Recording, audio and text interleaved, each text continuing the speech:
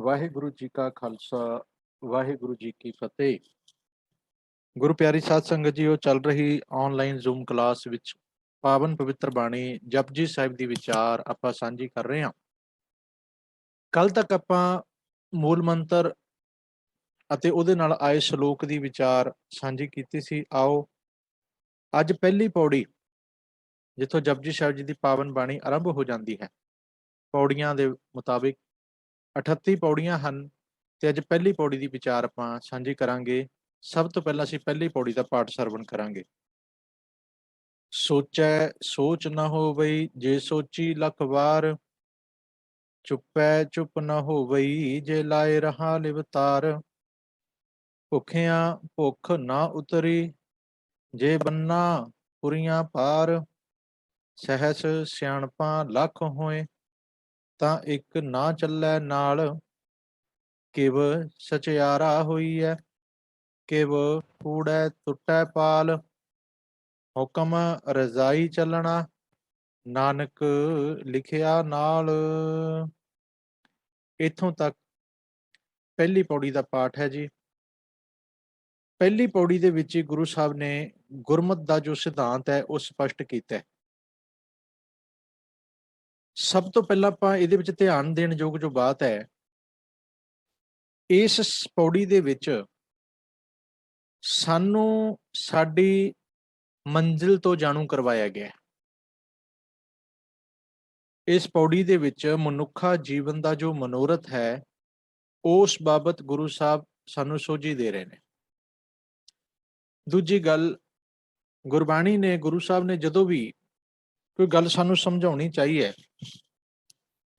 ਪਹਿਲਾਂ ਮਹਾਰਾਜ ਨੇ ਕੁਝ ਐਗਜ਼ਾਮਪਲ ਦਿੱਤੇ ਨੇ, ਕੁਝ ਉਦਾਹਰਣ ਦਿੱਤੇ ਨੇ। ਉਦਾਹਰਣ ਦੇਣ ਤੋਂ ਬਾਅਦ, ਕੁਝ ਗੱਲਾਂ ਕਰਨ ਤੋਂ ਬਾਅਦ, ਜਾਂ ਚੱਲੀਆਂ ਆ ਰਹੀਆਂ ਮਾਨਤਾਵਾਂ ਦੀ ਗੱਲ ਕਰਨ ਤੋਂ ਬਾਅਦ, ਸ਼ਬਦ ਦੇ ਅਖੀਰ ਵਿੱਚ ਆ ਕੇ ਗੁਰੂ ਸਾਹਿਬ ਗੁਰਮਤ ਦਾ ਜੋ ਸਿਧਾਂਤ ਹੈ ਉਹ ਰੱਖਦੇ ਨੇ। ਬਹੁਤੇ ਸ਼ਬਦਾਂ ਵਿੱਚ ਇਹੀ ਜੋ ਹੈ ਤਰੀਕਾ, ਵਿਧੀ ਅਪਣਾਈ ਗਈ ਹੈ ਕਿ ਪਹਿਲਾਂ ਚੱਲ ਰਹੀਆਂ ਪਰੰਪਰਾਵਾਂ, ਰਵਾਇਤਾਂ, ਦੁਨਿਆਵੀ ਸੋਚ, ਸੰਸਾਰੀ ਸੋਚ ਜਾਂ ਕਿਸੇ ਅਨਮਤ ਦੀ ਜੋ ਗੱਲ ਚੱਲਦੀ ਹੈ ਉਹਦਾ ਜ਼ਿਕਰ ਕਰਦੇ ਨੇ, ਤੇ ਉਸ ਤੋਂ ਬਾਅਦ ਫਿਰ ਗੁਰੂ ਸਾਹਿਬ ਕੀ ਕਰਦੇ ਨੇ, ਗੁਰਮਤ ਦਾ ਸਿਧਾਂਤ ਕੀ ਹੈ, ਗੁਰਮਤ ਦਾ ਨਜ਼ਰੀਆ ਕੀ ਹੈ, ਗੁਰਬਾਣੀ ਦਾ ਪੱਖ ਕੀ ਹੈ, ਜੋ ਫੈਸਲਾ ਹੈ, ਉਹ ਗੁਰੂ ਸਾਹਿਬ ਫਿਰ ਅਖੀਰ ਵਿੱਚ ਆ ਕੇ ਦੱਸਦੇ ਨੇ। ਹੁਣ ਇਸੇ ਤਰ੍ਹਾਂ ਇਹ ਜਿਹੜੀ ਪਾਵਨ ਪਵਿੱਤਰ ਪਹਿਲੀ ਪੌੜੀ ਹੈ, ਇਹਦੇ ਅੰਦਰ ਵੀ ਗੁਰੂ ਸਾਹਿਬ ਜੀ ਨੇ ਪਹਿਲਾਂ ਕੁਝ ਮਾਨਤਾਵਾਂ ਚੱਲੀਆਂ ਆ ਰਹੀਆਂ ਨੇ, ਉਹਨਾਂ ਦਾ ਜ਼ਿਕਰ ਕੀਤਾ, ਫਿਰ ਦੱਸਿਆ ਵੀ ਸਾਡੀ ਮੰਜ਼ਿਲ ਹੈ, ਤੇ ਮੰਜ਼ਿਲ ਨੂੰ ਫਿਰ ਪਾਉਣ ਦਾ ਤਰੀਕਾ ਵੀ ਦੱਸਿਆ, ਪਰ ਨਾਲ ਇਹ ਵੀ ਦੱਸ ਦਿੱਤਾ ਕਿ ਜਿਹੜੀਆਂ ਵਿਧੀਆਂ ਦੁਨੀਆ ਵਿੱਚ ਅਪਣਾਈਆਂ ਜਾ ਰਹੀਆਂ ਨੇ, ਉਹ ਇਹਦੇ ਵਾਸਤੇ ਕਾਰਗਰ ਨਹੀਂ ਹਨ, ਉਹ ਸਹਾਈ ਨਹੀਂ ਹੋ ਸਕਦੀਆਂ। ਧਰਮ ਦੇ ਨਾਂ ਤੇ, ਧਰਮ ਦੇ ਵਿੱਚ ਰਹਿ ਕੇ ਮਨੁੱਖ ਜੋ ਕਰਮ ਕਰਦਾ ਹੈ, ਜੋ ਇਹਨੇ ਢੰਗ ਤਰੀਕੇ ਅਪਣਾ ਲਏ ਨੇ, ਉਹ ਇੱਥੇ ਇਹਦਾ ਸਾਥ ਨਹੀਂ ਦੇਣਗੇ, ਕਿਉਂਕਿ ਮੰਜ਼ਿਲ ਕੁਝ ਹੋਰ ਹੈ, ਪਰ ਇਹ ਬੰਦਾ ਜਾ ਕਿਸੇ ਹੋਰ ਪਾਸੇ ਰਿਹਾ ਹੈ। ਹੁਣ ਮੰਜ਼ਿਲ ਕੀ ਹੈ, ਇਹਨੂੰ ਆਪਾਂ ਸ਼ਬਦ ਨੂੰ ਪਿੱਛੋਂ ਚੱਕਦੇ ਹਾਂ ਥੋੜਾ ਜਿਹਾ। ਮੰਜ਼ਿਲ ਸਾਡੀ ਹੈ ਜੀ, ਕਿਵ ਸਚਿਆਰਾ ਹੋਈ ਹੈ ਕਿਵ ਕੂੜੈ ਟੁੱਟੈ ਪਾਲ। ਇੱਥੋਂ ਸਪਸ਼ਟ ਹੈ ਵੀ ਇਹ ਜਿਹੜਾ ਜੀਵ ਹੈ, ਸੰਸਾਰ ਵਿੱਚ ਸਚਿਆਰ ਹੋਣ ਆਇਆ, ਇਹਨੂੰ ਕੂੜ ਦੀ, ਝੂਠ ਦੀ ਮੈਲ ਲੱਗ ਗਈ ਹੈ। ਬਾਣੀ ਚ ਤੇ ਇੱਥੋਂ ਤੱਕ ਕਿਹਾ ਕਿ ਜਨਮ ਜਨਮ ਕੀ ਇਸ ਮਨ ਕੋ ਮਲ ਲਾਗੀ ਕਾਲਾ ਹੋ ਵਸਿਆ। ਕਹਿੰਦੇ ਮੈਲ ਵੀ ਇੱਕ ਨਹੀਂ, ਕਈ ਜਨਮਾਂ ਦੀ ਲੱਗੀ ਹੈ। ਮੈਲ ਹੈ ਹਉਮੈ ਦੀ, ਮੈਲ ਹੈ ਹੰਕਾਰ ਦੀ, ਮੈਲ ਹੈ ਭਰਮ ਦੀ, ਅਗਿਆਨਤਾ ਦੀ, ਫਿਰ ਉਹ ਤੋਂ ਬਾਅਦ ਵਿਕਾਰ ਨੇ, ਬੰਧਨ ਨੇ, ਮਾਇਆ, ਬੜਾ ਕੁਛ ਆ ਗਿਆ, ਜਿਸ ਕਰਕੇ ਕੂੜ ਦੀ ਇਹਦੇ ਅੰਦਰ ਦੀਵਾਰ ਬਣ ਗਈ। ਭਾਵ ਕੂੜ ਬਹੁਤ ਜ਼ਿਆਦਾ ਇਕੱਤਰ ਹੋ ਗਿਆ, ਝੂਠ ਨੂੰ ਹੀ ਸੱਚ ਸਮਝੀ ਬੈਠਾ। ਬਾਣੀ ਚ ਪੰਕਤੀ ਵੀ ਆਉਂਦੀ ਹੈ, ਝੂਠ ਬਾਤ ਸੱਚ ਸੱਚ ਕਰ ਜਾਤੀ, ਸਤ ਹੋਵਨ ਮਨ ਲੱਗਿਆ ਨਾ ਰਾਤੀ। ਰਾਤੀ ਦਾ ਅਰਥ ਹੈ ਰੱਤੀ ਜਿੰਨੀ ਵੀ ਨਹੀਂ ਲੱਗਦੀ। ਸੱਚੀ ਗੱਲ ਕਹਿੰਦੇ ਰੱਤੀ ਜਿੰਨੀ ਵੀ ਨਹੀਂ ਲੱਗਦੀ, ਇਹਨੂੰ ਸਮਝਦਾ ਹੀ ਨਹੀਂ ਉਹਨੂੰ। ਪਰ ਝੂਠ ਨੂੰ ਪਹਾੜ ਜਿੱਡਾ ਸੱਚ ਮੰਨ ਕੇ ਬੈਠ ਜਾਂਦਾ ਹੈ। ਕਿਉਂ? ਕਿਉਂਕਿ ਕੂੜਿਆਰ ਹੋ ਚੁੱਕਿਆ ਪੂਰੀ ਤਰ੍ਹਾਂ। ਹੁਣ ਇਹਨੇ ਅਸਲ ਚ ਕੂੜਿਆਰ ਤੋਂ ਸਚਿਆਰ ਬਣਨਾ ਹੈ। ਸਾਡੇ ਮਨੁੱਖੀ ਜੀਵਨ ਦਾ ਜੋ ਪ੍ਰਯੋਜਨ ਹੈ, ਜੋ ਸਾਡਾ ਟਾਰਗੇਟ ਹੈ, ਉਹ ਕੀ? ਅਸੀਂ ਕੂੜਿਆਰ ਹਾਂ, ਅਸੀਂ ਸਚਿਆਰ ਬਣਨਾ। ਗੱਲ ਤੇ ਇੰਨੀ ਹੈ। ਇਹਨੂੰ ਦੂਜੇ ਸ਼ਬਦਾਂ 'ਚ ਇਹ ਵੀ ਕਿਹਾ ਜਾ ਸਕਦਾ, ਅਸੀਂ ਰੱਬ ਪਾਉਣਾ ਹੈ, ਅਸੀਂ ਰੱਬ ਦੇ ਦਰ ਤੇ ਪ੍ਰਵਾਨ ਹੋਣਾ ਹੈ, ਅਸੀਂ ਆਪਣੀ ਜ਼ਿੰਦਗੀ ਨੂੰ ਸਫਲ ਕਰਨਾ ਹੈ। ਫਿਰ ਕਈ ਸ਼ਬਦ ਅਸੀਂ ਵਰਤਦੇ ਹਾਂ ਆਮ ਭਾਸ਼ਾ ਵਿੱਚ, ਪਰ ਮੇਨ ਚੀਜ਼ ਇਹੀ ਹੈ ਵੀ ਤੈਨੂੰ ਕੂੜ ਦੀ ਮੈਲ ਲੱਗੀ ਹੈ, ਤੂੰ ਮੈਲ ਉਤਾਰਨੀ ਹੈ। ਉਹ ਗੁਰੂ ਸਾਹਿਬ ਨੇ ਦੇਖਿਆ ਵੀ ਲੋਕ ਕਈ ਤਰ੍ਹਾਂ ਦੇ ਢੰਗ ਤਰੀਕੇ ਅਪਣਾ ਰਹੇ ਨੇ। ਉਹ ਕੀ ਨੇ? ਹੁਣ ਉਹਨਾਂ ਬਾਰੇ ਜ਼ਿਕਰ ਹੈ, ਪਹਿਲਾਂ ਉਹਨਾਂ ਦਾ ਜ਼ਿਕਰ ਆਏਗਾ, ਅਖੀਰ ਵਿੱਚ ਜਾ ਕੇ ਗੁਰੂ ਸਾਹਿਬ ਗੁਰਮਤਿ ਦਾ ਸਪਸ਼ਟ ਫੈਸਲਾ ਸਾਡੇ ਸਨਮੁਖ ਰੱਖਣਗੇ। ਹੁਣ ਇਹ ਜਿਹੜੀਆਂ ਪੰਕਤੀਆਂ ਨੇ, ਔਰ ਮੈਂ ਬੇਨਤੀ ਕਰਦਾ ਸਾਰੀ ਗੁਰਬਾਣੀ ਵਿੱਚ ਨਾ ਉਦਾਹਰਨਾਂ ਬਹੁਤ ਜ਼ਿਆਦਾ ਨੇ, ਐਗਜ਼ਾਮਪਲ ਬਹੁਤ ਜ਼ਿਆਦਾ ਦਿੱਤੇ ਹੋਏ ਨੇ, ਤੇ ਇਹ ਤੋਂ ਇਲਾਵਾ ਜੋ ਉਸ ਸਮੇਂ ਦੀਆਂ ਜਿੱਥੇ ਜਿੱਥੇ ਮਹਾਰਾਜ ਵਿਚਰੇ ਜਿਹੜੀਆਂ ਪ੍ਰਚਲਿਤ ਰਵਾਇਤਾਂ ਨੇ, ਮਾਨਤਾਵਾਂ ਨੇ, ਕਰਮ ਧਰਮ ਨੇ, ਪਖੰਡ ਅਡੰਬਰ, ਉਹਨਾਂ ਦਾ ਵੀ ਜ਼ਿਕਰ ਹੈ। ਜੇ ਕੁੱਲ ਮਿਲਾ ਕੇ ਅਸੀਂ ਦੇਖੀਏ ਨਾ, ਜਿੱਥੇ ਗੁਰੂ ਸਾਹਿਬ ਗੁਰਮਤਿ ਦੇ ਸਿਧਾਂਤ ਦੀ ਗੱਲ ਕਰਦੇ ਆ, ਗੁਰਮਤਿ ਦਾ ਪੱਖ ਰੱਖਦੇ ਨੇ, ਗੁਰਬਾਣੀ ਦੀ ਗੱਲ ਕਰਦੇ ਨੇ, ਉਹ ਸਾਰੀਆਂ ਪੰਕਤੀਆਂ, ਉਹ ਸਾਰੇ ਸ਼ਬਦ ਪੂਰੀ ਗੁਰੂ ਕੀ ਬਾਣੀ ਦਾ ਕੇਵਲ 30% ਹੋਏਗਾ, ਵੱਧ ਤੋਂ ਵੱਧ ਮੈਕਸਿਮਮ 70% ਐਗਜ਼ਾਮਪਲ ਨੇ, ਉਦਾਹਰਨਾਂ ਨੇ, ਕਈ ਤਰੀਕੇ ਦੱਸੇ ਗਏ ਨੇ, ਚੱਲੀਆਂ ਆ ਰਹੀਆਂ ਪਰੰਪਰਾਵਾਂ ਦੀ ਲਿਸਟ ਚੱਲੀ ਜਾ ਰਹੀ ਹੈ। ਜਿਵੇਂ ਜਿਹੜਾ ਅਸੀਂ ਪੂਰਾ ਸ਼ਬਦ ਪੜ੍ਹਦੇ ਹਾਂ, ਆ ਪਾਠ ਪੜਿਓ ਅਰ ਵੇਦ ਵਿਚਾਰਿਓ, ਨਿਵਲ ਭਯੰਗਮ ਸਾਧੇ, ਪੰਜ ਜਨਾ ਸਿਓ ਸੰਗ ਨਾ ਛੁਟਕੇ, ਅਧਿਕ ਅਹੰ ਬੁੱਧ ਬਾਧੇ। ਪਿਆਰੇ ਇਨ ਵਿਦ ਮਿਲਣ ਨਾ ਜਾਈ, ਮੈਂ ਕੀਏ ਕਰਮ ਅਨੇਕਾਂ, ਹਾਰ ਪਰਿਓ ਸੁਆਮੀ ਕੈ ਦੁਆਰੇ, ਦੀਜੈ ਬੁੱਧਿ ਵਿਵੇਕਾ। ਹੁਣ ਕੀਏ ਕਰਮ ਅਨੇਕਾਂ ਦੀ ਲਿਸਟ ਹੈ ਪੂਰੇ ਸ਼ਬਦ ਵਿੱਚ, 22 ਤਰ੍ਹਾਂ ਦੇ ਕਰਮ ਦੱਸੇ ਨੇ, ਜੋ ਪਖੰਡ ਦੇ ਰੂਪ ਚ, ਕਰਮ ਕਾਂਡ ਦੇ ਰੂਪ ਚ ਚੱਲ ਰਹੇ ਨੇ। ਮੋਹ ਨਿਭਇਓ ਕਰਪਾਤੀ, ਰਹਿਓ ਫਿਰਿਓ ਬਨ ਮਾਹੀ, ਤੜ ਤੀਰ ਧਰਤੀ ਸਭ ਭ੍ਰਮਿਓ, ਦੁਬਿਧਾ ਛੁਟਕੈ ਨਾਹੀ। ਮਨ ਕਾਮਨਾ ਤੀਰਥ ਜਾਏ ਬਸਿਓ, ਸਿਰ ਕਰਵਤ ਧਰਾਏ, ਮਨ ਕੀ ਮੈਲ ਨਾ ਉਤਰੈ, ਇਹ ਬਿਦ ਜੇ ਲਖ ਯਤਨ ਕਰਾਏ। ਇਹ ਕੀ ਹੈ? ਇਹ ਹੁਣ ਗੁਰਮਤਿ ਤੇ ਹੈ ਨਹੀਂ, ਇਹ ਕੋਈ ਰੱਬੀ ਉਪਦੇਸ਼ ਨਹੀਂ, ਇਹਦੇ ਚ ਰੱਬੀ ਗਿਆਨ ਨਹੀਂ, ਇਹਦੇ ਚ ਸੰਸਾਰ ਦੀ ਮਾਇਆ ਦਾ, ਮੈਟਰ ਦਾ, ਇਹਦੇ ਵਿੱਚ ਰਹਿੰਦਿਆਂ ਜੋ ਧਰਮ ਦੇ ਨਾਂ ਤੇ ਪਖੰਡ ਬਣਾਏ ਨੇ, ਉਹਨਾਂ ਦਾ ਗਿਆਨ ਕਰਾਇਆ। ਉਹਨਾਂ ਦੀ ਲਿਸਟ ਸਾਡੇ ਸਾਹਮਣੇ ਲਿਆ ਕੇ ਰੱਖ ਦਿੱਤੀ ਵੀ ਚੱਲ ਕੀ ਰਿਹਾ ਹੈ, ਦੁਨੀਆ ਕਰ ਕੀ ਰਹੀ ਹੈ, ਪਰ ਇਹਦਾ ਲਾਭ ਕੋਈ ਨਹੀਂ ਹੈ। ਉਹ ਕਹਿੰਦੇ ਸੀ ਵਿਵੇਕ ਬੁੱਧ ਲੈਣੀ ਸੀ, ਕਿਹੜੇ ਪਾਸੇ ਤੁਰੇ ਹੋਏ ਨੇ ਲੋਕ। ਹੁਣ ਉਹ ਪੂਰੇ ਸ਼ਬਦ ਵਿੱਚ 90% ਜਾਂ 85% ਗੱਲ ਅਨਮਤ ਦੀ ਹੋਈ ਹੈ, 5-10% ਗੁਰੂ ਸਾਹਿਬ ਨੇ ਆਪਣਾ ਗੁਰਮਤਿ ਦਾ ਪੱਖ ਰੱਖਿਆ ਬਸ। ਸੋ ਇਸੇ ਤਰ੍ਹਾਂ ਅੱਜ ਸਾਰੇ ਸ਼ਬਦਾਂ ਵਿੱਚ ਆਉਂਦਾ, ਸਾਰੀਆਂ ਬਾਣੀਆਂ ਚ ਆਉਂਦਾ, ਪੂਰੇ ਗੁਰੂ ਗ੍ਰੰਥ ਸਾਹਿਬ ਦਾ ਇਹ ਫਾਰਮੂਲਾ ਹੈਗਾ, ਇਹਨੂੰ ਅਸੀਂ ਧਿਆਨ ਚ ਰੱਖਾਂਗੇ। ਹੁਣ ਇੱਥੇ ਆ ਗਈ ਜੀ ਗੱਲ ਪਹਿਲੀ, ਕਹਿੰਦੇ ਪਹਿਲਾਂ ਲੋਕ ਕੀ ਕਰ ਰਹੇ ਨੇ, ਪਹਿਲਾ ਜੋ ਕਰਮ ਹੈ ਦੁਨੀਆ ਚ ਚੱਲ ਰਿਹਾ, ਸੋਚੈ ਸੋਚ ਨਾ ਹੋਵੇ, ਜੇ ਸੋਚੀ ਲੱਖ ਵਾਰ। ਹੁਣ ਇਸ ਪੰਕਤੀ ਦੇ ਦੋ ਅਰਥ ਬਣਦੇ ਨੇ, ਮੈਂ ਪਹਿਲਾਂ ਹੀ ਬੇਨਤੀ ਕਰਦੇ ਆ। ਇੱਕ ਨੇ ਜੋ ਪ੍ਰਚਲਿਤ ਅਸੀਂ ਕਰ ਰਹੇ ਹਾਂ ਕਿ ਸੋਚੈ, ਸੌਚ ਇਸ਼ਨਾਨ, ਅਸਲ ਚ ਉੱਥੇ ਸੱਸੇ ਨੂੰ ਕਨੌੜਾ ਹੁੰਦਾ ਜਦੋਂ ਸੌਚ, ਸ਼ੁੱਧਤਾ, ਇਸ਼ਨਾਨ ਵਗੈਰਾ ਦੀ ਗੱਲ ਆਉਂਦੀ ਹੈ। ਚਲੋ ਇਹ ਅਰਥ ਅਨੁਭਾਵ ਵੀ, ਇਹ ਵੀ ਠੀਕ ਲੱਗ ਰਿਹਾ, ਕਿਉਂਕਿ ਇੱਕ ਮਾਨਤਾ ਸੀ, ਇਹ ਹੁੰਦਾ ਵੀ ਜਦੋਂ ਲੋਕ ਧਾਰਮਿਕ ਅਸਥਾਨਾਂ ਤੇ ਜਾਂਦੇ ਨੇ, ਤੀਰਥਾਂ ਤੇ ਜਾਂਦੇ ਨੇ, ਫਿਰ ਤੀਰਥਾਂ ਤੇ ਜਾ ਕੇ ਇਸ਼ਨਾਨ ਕਰਦੇ ਨੇ, ਇਹ ਇੱਕ ਪਰੰਪਰਾ ਬਣੀ ਹੋਈ ਸੀ, ਇੱਕ ਭਰਮ ਬਣਾਇਆ ਹੋਇਆ ਸੀ, ਪੰਡਿਤ ਨੇ ਬਣਾਇਆ ਹੋਇਆ ਸੀ ਕਿ ਜੇ ਤੁਸੀਂ ਤੀਰਥ ਤੇ ਆ ਕੇ ਇਸ਼ਨਾਨ ਕਰੋਗੇ, ਤੁਹਾਡੀ ਮੈਲ ਲੈ ਜਾਏਗੀ, ਤੁਹਾਡੇ ਪਾਪ ਕੱਟੇ ਜਾਣਗੇ, ਤੁਹਾਨੂੰ ਮੁਕਤੀ ਮਿਲ ਜਾਏਗੀ। ਇਸ ਗੱਲ ਨੂੰ ਲੈ ਕੇ ਬੜੀ ਦੁਨੀਆ ਤੀਰਥਾਂ ਤੇ ਜਾ ਰਹੀ ਹੈ, ਤੀਰਥਾਂ ਤੇ ਇਸ਼ਨਾਨ ਹੋ ਰਿਹਾ, ਲੋਕ ਕਹਿ ਰਹੇ ਨੇ ਅਸੀਂ ਸੁੱਚੇ ਹੋ ਗਏ ਜੀ, ਸਾਡੀ ਮੈਲ ਲੈ ਗਈ, ਸਾਡੇ ਪਾਪ ਕੱਟੇ ਗਏ, ਸਾਡਾ ਜਨਮ ਮਰਨ ਕੱਟਿਆ ਗਿਆ। ਪਰ ਗੁਰੂ ਸਾਹਿਬ ਕਹਿੰਦੇ ਨਹੀਂ ਗੱਲ ਬਣਨੀ, ਸੁਚਮਤਾ ਨਹੀਂ ਮਿਲਣੀ ਤੈਨੂੰ, ਤੇਰਾ ਮਨ ਸ਼ੁੱਧ ਨਹੀਂ ਹੋਣਾ। ਸਰੀਰ ਵੀ ਇੱਕ ਦਿਨ ਵਾਸਤੇ ਹੀ ਸ਼ੁੱਧ ਹੁੰਦਾ, ਫਰੈਸ਼ ਹੁੰਦਾ, ਵਰਕੇ 2-4 ਘੰਟੇ ਦਾ ਹੀ ਹੁੰਦਾ, ਬਾਅਦ ਵਿੱਚ ਫਿਰ ਉਵੇਂ ਹੋ ਜਾਂਦਾ। ਹਾਂ, ਸਰੀਰ ਦੀ ਫਰੈਸ਼ਨੈਸ ਵਾਸਤੇ ਗੱਲ ਠੀਕ ਹੈ, ਬੋਡੀ ਐਕਟਿਵ ਰਹੇ, ਇੱਠਿਆ ਬੰਦਾ ਥੱਕਿਆ ਟੁੱਟਿਆ ਇਸ਼ਨਾਨ ਕਰਦਾ, ਫਰੈਸ਼ ਹੋ ਜਾਂਦਾ, ਇਹ ਵੱਖਰੀ ਗੱਲ ਹੈ। ਪਰ ਕਹਿੰਦੇ ਤੁਸੀਂ ਕਹਿ ਰਹੇ ਹੋ ਵੀ ਤੀਰਥ ਦਾ ਇਸ਼ਨਾਨ ਕਰੋ, ਤੁਹਾਨੂੰ ਰੱਬ ਮਿਲ ਜਾਏਗਾ, ਤੁਹਾਡੀ ਮੈਲ ਲੈ ਜਾਏਗੀ, ਤੁਸੀਂ ਸਚਿਆਰ ਹੋ ਜਾਓਗੇ। ਹੁਣ ਇੱਕ ਤੇ ਇਹ ਰਵਾਇਤ ਚੱਲ ਰਹੀ ਹੈ, ਉਹ ਕਹਿੰਦੇ ਨਾ ਹੋ ਬਈ, ਨਹੀਂ ਹੋਣੀ। ਸੋਚੈ, ਇਸ਼ਨਾਨ ਕਰਨ ਨਾਲ, ਤੀਰਥਾਂ ਤੇ ਭਟਕਣ ਨਾਲ ਸੋਚ ਨਾ ਹੋਵੇ, ਸੁਚਮਤਾ ਨਹੀਂ ਹੁੰਦੀ, ਮਨ ਸ਼ੁੱਧ ਨਹੀਂ ਹੁੰਦਾ। ਜੇ ਸੋਚੀ ਲੱਖ ਵਾਰ, ਜੇ ਅਸੀਂ ਲੱਖਾਂ ਵਾਰੀ ਵੀ ਇਸ਼ਨਾਨ ਕਰ ਲਈਏ, ਸਾਰੇ ਤੀਰਥਾਂ ਤੇ ਲੱਖਾਂ ਵਾਰੀ ਨਾ ਆਓ, ਇੱਕ ਦੀ ਗੱਲ ਹੀ ਛੱਡੋ। ਹੁਣ ਇਹ ਪੱਖ ਬੜਾ ਵਿਚਾਰਨ ਵਾਲਾ ਸੀਗਾ। ਗੁਰੂ ਸਾਹਿਬ ਨੇ ਜਦੋਂ ਤੀਰਥ ਦੀ ਗੱਲ ਕੀਤੀ, ਕਹਿੰਦੇ ਤੀਰਥ ਨਾਵਣ ਜਾਉ, ਤੀਰਥ ਨਾਮ ਹੈ, ਗੁਰਮਤਿ ਨੇ ਨਾਮ ਨੂੰ ਤੀਰਥ ਮੰਨਿਆ। ਤੀਰਥ ਸ਼ਬਦ ਵਿਚਾਰ ਅੰਤਰ ਗਿਆਨ ਹੈ, ਸ਼ਬਦ ਦੀ ਵਿਚਾਰ ਕਰਨਾ ਤੀਰਥ ਦਾ ਇਸ਼ਨਾਨ ਹੈ। ਕਿਉਂ? ਕਿਉਂਕਿ ਸਾਡੇ ਅੰਤਰ ਆਤਮਾ ਚ ਗਿਆਨ ਪੈਦਾ ਕਰਦਾ ਹੈ, ਸਾਨੂੰ ਸੱਚ ਦਾ ਬੋਧ ਕਰਾਉਂਦਾ ਹੈ, ਸਾਨੂੰ ਬਲਕਿ ਭਟਕਣਾ ਤੋਂ ਬਚਾਉਂਦਾ ਹੈ। ਅਸਲ ਵਿੱਚ ਜੇ ਕਿਸੇ ਦਾ ਤੀਰਥ ਇਸ਼ਨਾਨ ਹੋ ਜਾਏ, ਉਹਦੀ ਤੇ ਭਟਕਣਾ ਖਤਮ ਹੋ ਜਾਂਦੀ ਹੈ। ਉਹ ਤੇ ਭਟਕਦਾ ਹੀ ਨਹੀਂ। ਤੇ ਅਸੀਂ ਤੀਰਥਾਂ ਤੇ ਭਟਕ ਰਹੇ ਹਾਂ ਜਾ ਕੇ, ਪ੍ਰਾਪਤੀ ਫਿਰ ਵੀ ਕੋਈ ਨਹੀਂ ਹੋ ਰਹੀ। ਹੁਣ ਪਹਿਲੀ ਗੱਲ ਤਾਂ ਜਿਹੜੇ ਤੀਰਥਾਂ ਤੇ ਪਾਂਡੇ ਜਾਂ ਤੀਰਥਾਂ ਸਥਾਨਾਂ ਤੇ ਜਿਹੜੇ ਲੋਕ ਬੈਠੇ ਨੇ, ਕਰਮਕਾਂਡ ਕਰਵਾਉਂਦੇ ਨੇ, ਕਈ ਤਰ੍ਹਾਂ ਦੇ ਅਡੰਬਰ ਪ੍ਰਪੰਚ ਰਚਦੇ ਨੇ, ਉਹਨਾਂ ਦੀ ਆਪਣੀ ਮੈਲ ਨਹੀਂ ਉਤਰੀ, ਉਹ ਤੇ ਆਪ ਅੰਦਰੋਂ ਮੈਲੇ ਨੇ। ਲੋਕਾਂ ਨੂੰ ਲੁੱਟਣਾ ਹੈ, ਲੋਕਾਂ ਨੂੰ ਪਖੰਡਾਂ 'ਚ ਪਾਉਣਾ ਹੈ, ਲੋਕਾਂ ਨੂੰ ਕਈ ਤਰ੍ਹਾਂ ਦੇ ਦਾਨ ਪੁੰਨ ਦੱਸਣੇ ਨੇ। ਪਤਾ ਉਹਨਾਂ ਨੂੰ ਵੀ ਇਹ 'ਚੋਂ ਨਿਕਲਣਾ ਕੁਛ ਨਹੀਂ, ਕੇਵਲ ਦੁਕਾਨਦਾਰੀ ਚੱਲ ਰਹੀ ਹੈ, ਪੈਸਾ ਆ ਰਿਹਾ ਹੈ, ਰੋਜੀ ਰੋਟੀ ਚੱਲ ਰਹੀ ਹੈ। ਇਹਨੂੰ ਕਹਿੰਦੇ ਨੇ ਅੰਤਰ ਮੈਲ, ਜੇ ਤੀਰਥ ਨਾਵੈ ਤਿਸ ਬੈਕੁੰਠ ਨਾ ਜਾਣਾ। ਕਹਿੰਦੇ ਜੇ ਅੰਦਰ ਤੇਰੇ ਮੈਲ ਹੈ, ਤੂੰ ਤੀਰਥਾਂ ਤੇ ਨਹਾਉਂਦਾ, ਫਿਰ ਤੂੰ ਕਿੱਥੇ ਪਹੁੰਚ ਜਾਏਗਾ ਬੈਕੁੰਠ 'ਚ, ਸਚਿਆਰ ਕਿਵੇਂ ਹੋ ਜਾਏਗਾ।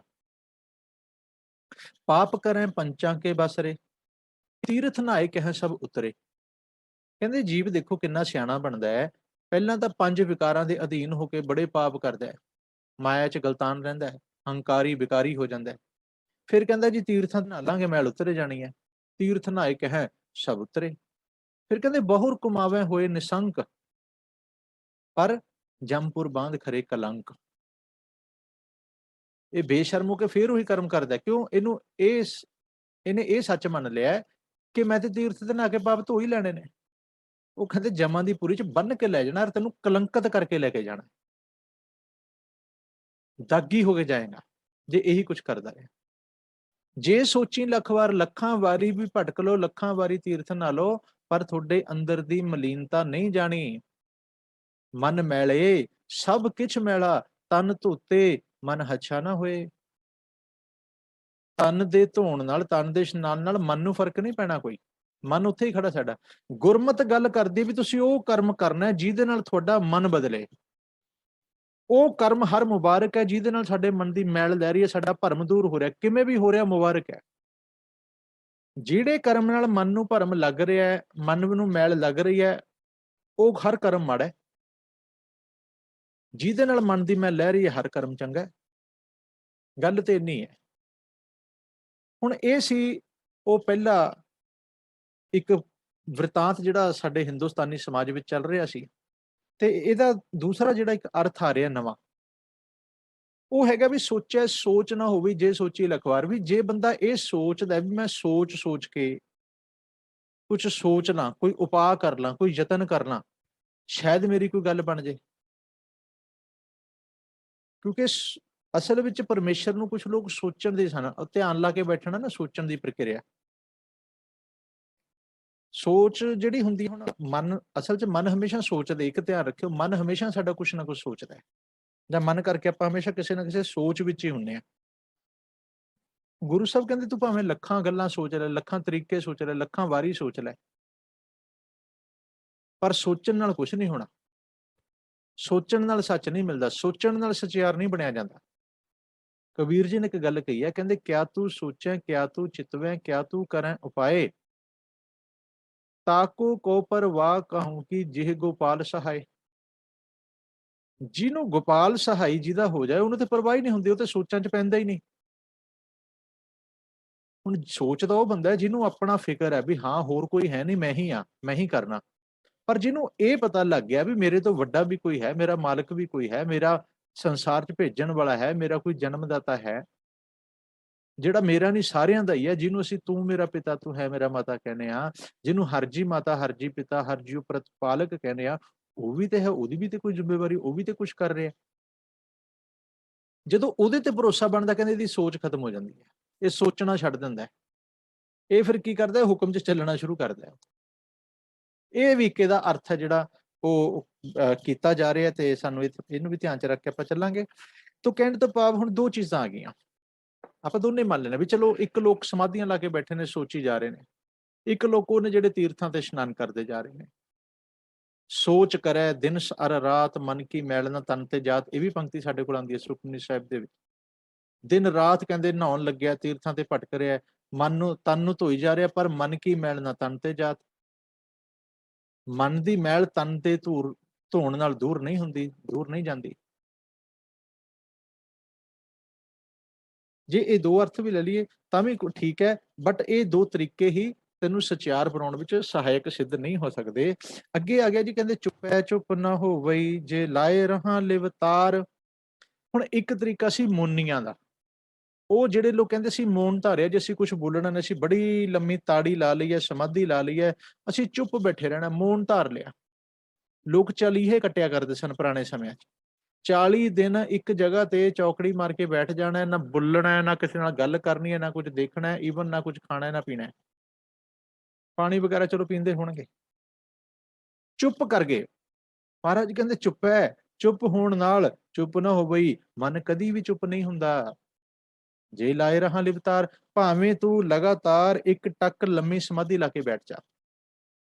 ਦੇਖੋ ਮਨ ਹਮੇਸ਼ਾ ਹੀ ਬੋਲਦਾ, ਮਨ ਨੂੰ ਕਿਵੇਂ ਚੁੱਪ ਕਰਾਓਗੇ? ਗੱਲ ਤੇ ਮਨ ਨੂੰ ਚੁੱਪ ਕਰਾਉਣ ਦੀ ਸੀ ਨਾ, ਮਨ ਦੇ ਵਿੱਚ ਕਲਪਨਾ ਹਮੇਸ਼ਾ ਹੀ ਚੱਲਦੀ ਹੈ, ਮਨ ਹਮੇਸ਼ਾ ਹੀ ਬੋਲਦਾ ਹੈ। ਕਹਿੰਦੇ ਜਿਹੜੀ ਤੁਸੀਂ ਤਨ ਕਰਕੇ ਆਪਣੇ ਆਪ ਨੂੰ ਮੋਨੀ ਸਦਾ ਰਹੇ ਹੋ, ਅੰਤਰ ਕਲਪ ਭਵਾਈਐ ਜੋਨੀ, ਤਾੜੀ ਲਾਏ ਬੈਠਾ ਹੋਏ ਮੋਨੀ। ਬਾਹਰੋਂ ਤਾਂ ਕਹਿੰਦੇ ਤਾੜੀ ਲਾ ਕੇ ਮੋਨੀ ਹੋ ਕੇ ਬਹਿ ਗਿਆ, ਪਰ ਅੰਤਰ ਕਲਪਨਾ ਚੱਲਦੀ ਹੈ, ਉਹ ਇਹਨੂੰ ਜੂਨਾਂ 'ਚ ਭਟਕਾ ਰਹੀ ਹੈ। ਮੋਨ ਨੀ ਵਿਗੂਤਾ ਕਿਉਂ ਜਾਗੈ, ਗੁਰਬਿਨ ਸੁੱਤਾ। ਮੌਨ ਧਾਰਨ ਦੇ ਕਰਮਕਾਂਡ 'ਚ ਫਸਿਆ ਹੋਇਆ ਹੈ, ਪਰ ਗੁਰੂ ਤੋਂ ਬਿਨਾਂ ਇਹਦਾ ਜਿਹੜਾ ਮਨ ਹੈ ਸੁੱਤਾ ਹੋਇਆ, ਉਹ ਕਿਵੇਂ ਜਾਗੇਗਾ?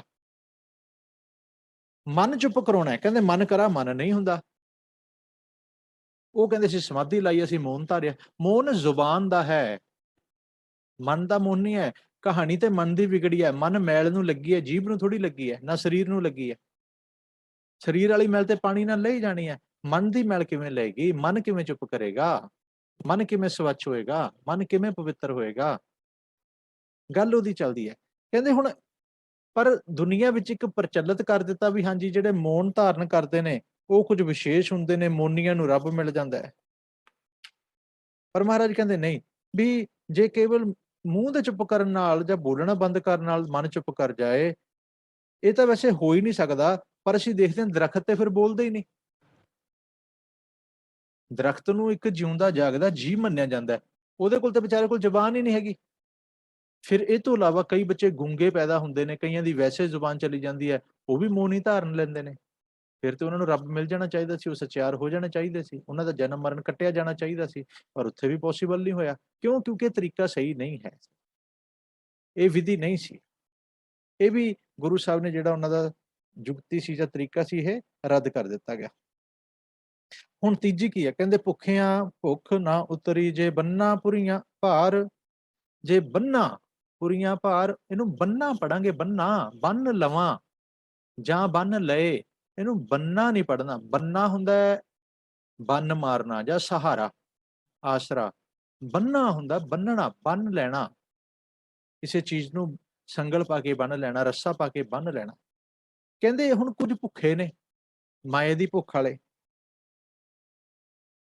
ਇੱਕ ਉਹ ਸੀ ਜਿਹੜੇ ਕਹਿੰਦੇ ਸੀ ਅਸੀਂ ਰਿੱਧੀਆਂ ਸਿੱਧੀਆਂ ਪ੍ਰਾਪਤ ਕਰਕੇ ਨਾ, ਅਸੀਂ ਸਾਰੀਆਂ ਜਿਹੜੀਆਂ ਰਿੱਧੀਆਂ ਸਿੱਧੀਆਂ ਪ੍ਰਾਪਤ ਕਰ ਲੈਣੇ, ਫਿਰ ਅਸੀਂ ਸਾਰੇ ਮਾਇਆ ਦੇ ਰੰਗ ਰੂਪ ਪ੍ਰਾਪਤ ਕਰ ਲੈਣੇ ਆ। ਉਹ ਗੁਰੂ ਸਾਹਿਬ ਕਹਿੰਦੇ ਨਹੀਂ ਹੋਣੇ, ਮਨ ਨੇ ਤੁਹਾਡੇ ਨੇ ਫੇਰ ਨਹੀਂ ਰੱਜਣਾ। ਭੁੱਖੇ ਨੇ ਮਨ ਕਰਕੇ ਭੁੱਖਾ ਹੀ ਰਹਿਣਾ ਹੈ। ਗੱਲ ਹੈ ਵੀ ਮਨ ਦੀ ਭੁੱਖ ਕਿਵੇਂ ਦੂਰ ਕਰੋਗੇ? ਤਨ ਦੀ ਭੁੱਖ ਤੇ 2 ਰੋਟੀਆਂ ਨਾਲ ਸ਼ਾਂਤ ਹੋ ਜਾਂਦੀ ਹੈ, ਮਨ ਦੀ ਭੁੱਖ ਤੇ ਹੁੰਦੀ ਨਹੀਂ। ਮਨ ਹਮੇਸ਼ਾ ਹੀ ਭੁੱਖਾ ਹੈ। ਮਨ ਦੀ ਭੁੱਖ ਕਿਵੇਂ ਦੂਰ? ਭੁੱਖੇ ਬੰਦੇ ਦੀ, ਇਹਨੂੰ ਕਹਿੰਦੇ ਨੀਅਤ ਨਹੀਂ ਰੱਜੀ, ਨੀਅਤ ਨਹੀਂ ਭਰਦੀ। ਭੁੱਖਿਆਂ ਭੁੱਖ ਨਾ ਉਤਰੀ, ਜੇ ਬੰਨਾ ਪੁਰੀਆਂ ਭਾਰ। ਨੀਅਤ ਦੇ ਭੁੱਖੇ ਨੂੰ ਭਾਵੇਂ ਤੁਸੀਂ ਸਾਰੀ ਦੁਨੀਆ ਦੇ ਪਦਾਰਥਾਂ ਦਾ ਭਾਰ ਪੰਡਾਂ ਬੰਨ ਕੇ ਵੀ ਦੇ ਦਿਓ ਨਾ, ਕਹਿੰਦੇ ਤਾਂ ਵੀ ਉਹਦੀ ਭੁੱਖ ਨਹੀਂ ਉੱਟਣੀ, ਤਾਂ ਵੀ ਉਹਨੂੰ ਰਜੇਵਾਂ ਨਹੀਂ ਆਉਣਾ। ਤ੍ਰਿਸ਼ਨਾ ਵਿਰਲੇ ਹੀ ਕੀ ਬੁੱਝੀ ਹੈ, ਕੋਟ ਜੋਰੇ ਲਾਖ ਕਰੋਰੇ, ਮਨ ਨਾ ਹੋਰੇ ਪਰੈ ਪਰੈ ਹੀ ਕੋ ਲੁੱਝੀ ਹੈ। ਅਸਲ 'ਚ ਮਨ ਨੂੰ ਤ੍ਰਿਪਤ ਕਰਦਾ ਹੈ, ਮਨ ਦੀ ਭੁੱਖ ਮਿਟਦੀ ਹੈ ਸੰਤੋਖ ਨਾਲ। ਸੰਤੋਖ ਹੋ ਜਾਏ ਤੇ ਰੱਜ ਸਕਦਾ, ਵਰਨਾ ਇਹਨੂੰ ਮਨ ਨੂੰ ਰਜਾਉਣ ਵਾਲਾ, ਤ੍ਰਿਪਤ ਕਰਨ ਵਾਲਾ ਦੁਨੀਆ 'ਚ ਕੋਈ ਪਦਾਰਥ ਬਣਿਆ ਹੀ ਨਹੀਂ। ਬਿਨਾ ਸੰਤੋਖ ਨਹੀਂ ਕੋ ਰਾਜੈ, ਸੁਪਨ ਮਨੋਰਥ ਬੇਥੇ ਕਹਿ ਸਾਜੈ। ਹੁਣ ਜੇ ਮਨ ਨੂੰ ਅਸਲ 'ਚ ਇਹਦੀ ਅਸਲੀ ਖੁਰਾਕ ਮਿਲ ਜਾਏ ਨਾ, ਫੇਰ ਰੱਜ ਸਕਦਾ। ਉਹ ਕੀ ਹੈ? ਕਹਿੰਦੇ ਨਾਨਕ ਭੁੱਖਾ ਤਾਂ ਰੱਜੈ, ਜਾਂ ਗੁਣ ਕੈ ਗੁਣੀ ਸਮਾਵਿਆ। ਮਨ ਦੀ ਭੁੱਖ ਗਿਆਨ ਹੈ। ਜਿਹਨੂੰ ਸੱਚਾ ਗਿਆਨ ਮਿਲ ਜਾਏ, ਇਹਨੂੰ ਸੱਚੀ ਸੋਝੀ ਮਿਲ ਜਾਏ, ਜਾਂ ਇਹਨੂੰ ਨਾਮ ਮਿਲ ਜਾਏ, ਉਦੋਂ ਇਹਦੀ ਭੁੱਖ ਮਿਟਦੀ ਹੈ। ਤ੍ਰਿਪਤੀ ਭਈ ਸੱਚ ਭੋਜਨ ਖਾਇਆ, ਮਨ ਤਨ ਰਸਨ ਨਾਮ ਧਿਆਇਆ। ਤ੍ਰਿਪਤੀ ਦਾ ਅਰਥ ਹੁੰਦਾ ਰਜੇਵਾਂ। ਕਹਿੰਦੇ ਜਦੋਂ ਮਨ ਨੇ ਸੱਚ ਦਾ ਭੋਜਨ ਖਾ ਲਿਆ, ਤ੍ਰਿਪਤ ਹੋ ਗਿਆ, ਇਹਦੀ ਭੁੱਖ ਮਿਟ ਗਈ। सच का भोजन की है नाम, साचा नाम मेरा आधारो, साच नाम आधार मेरा, जिन भुखा सब गवाइयां। नाम ਨੂੰ ਆਧਾਰ ਬਣਾ, ਕਹਿੰਦੇ ਸਾਰੀਆਂ ਭੁੱਖਾਂ ਮਿਟ ਜਾਣਗੀਆਂ।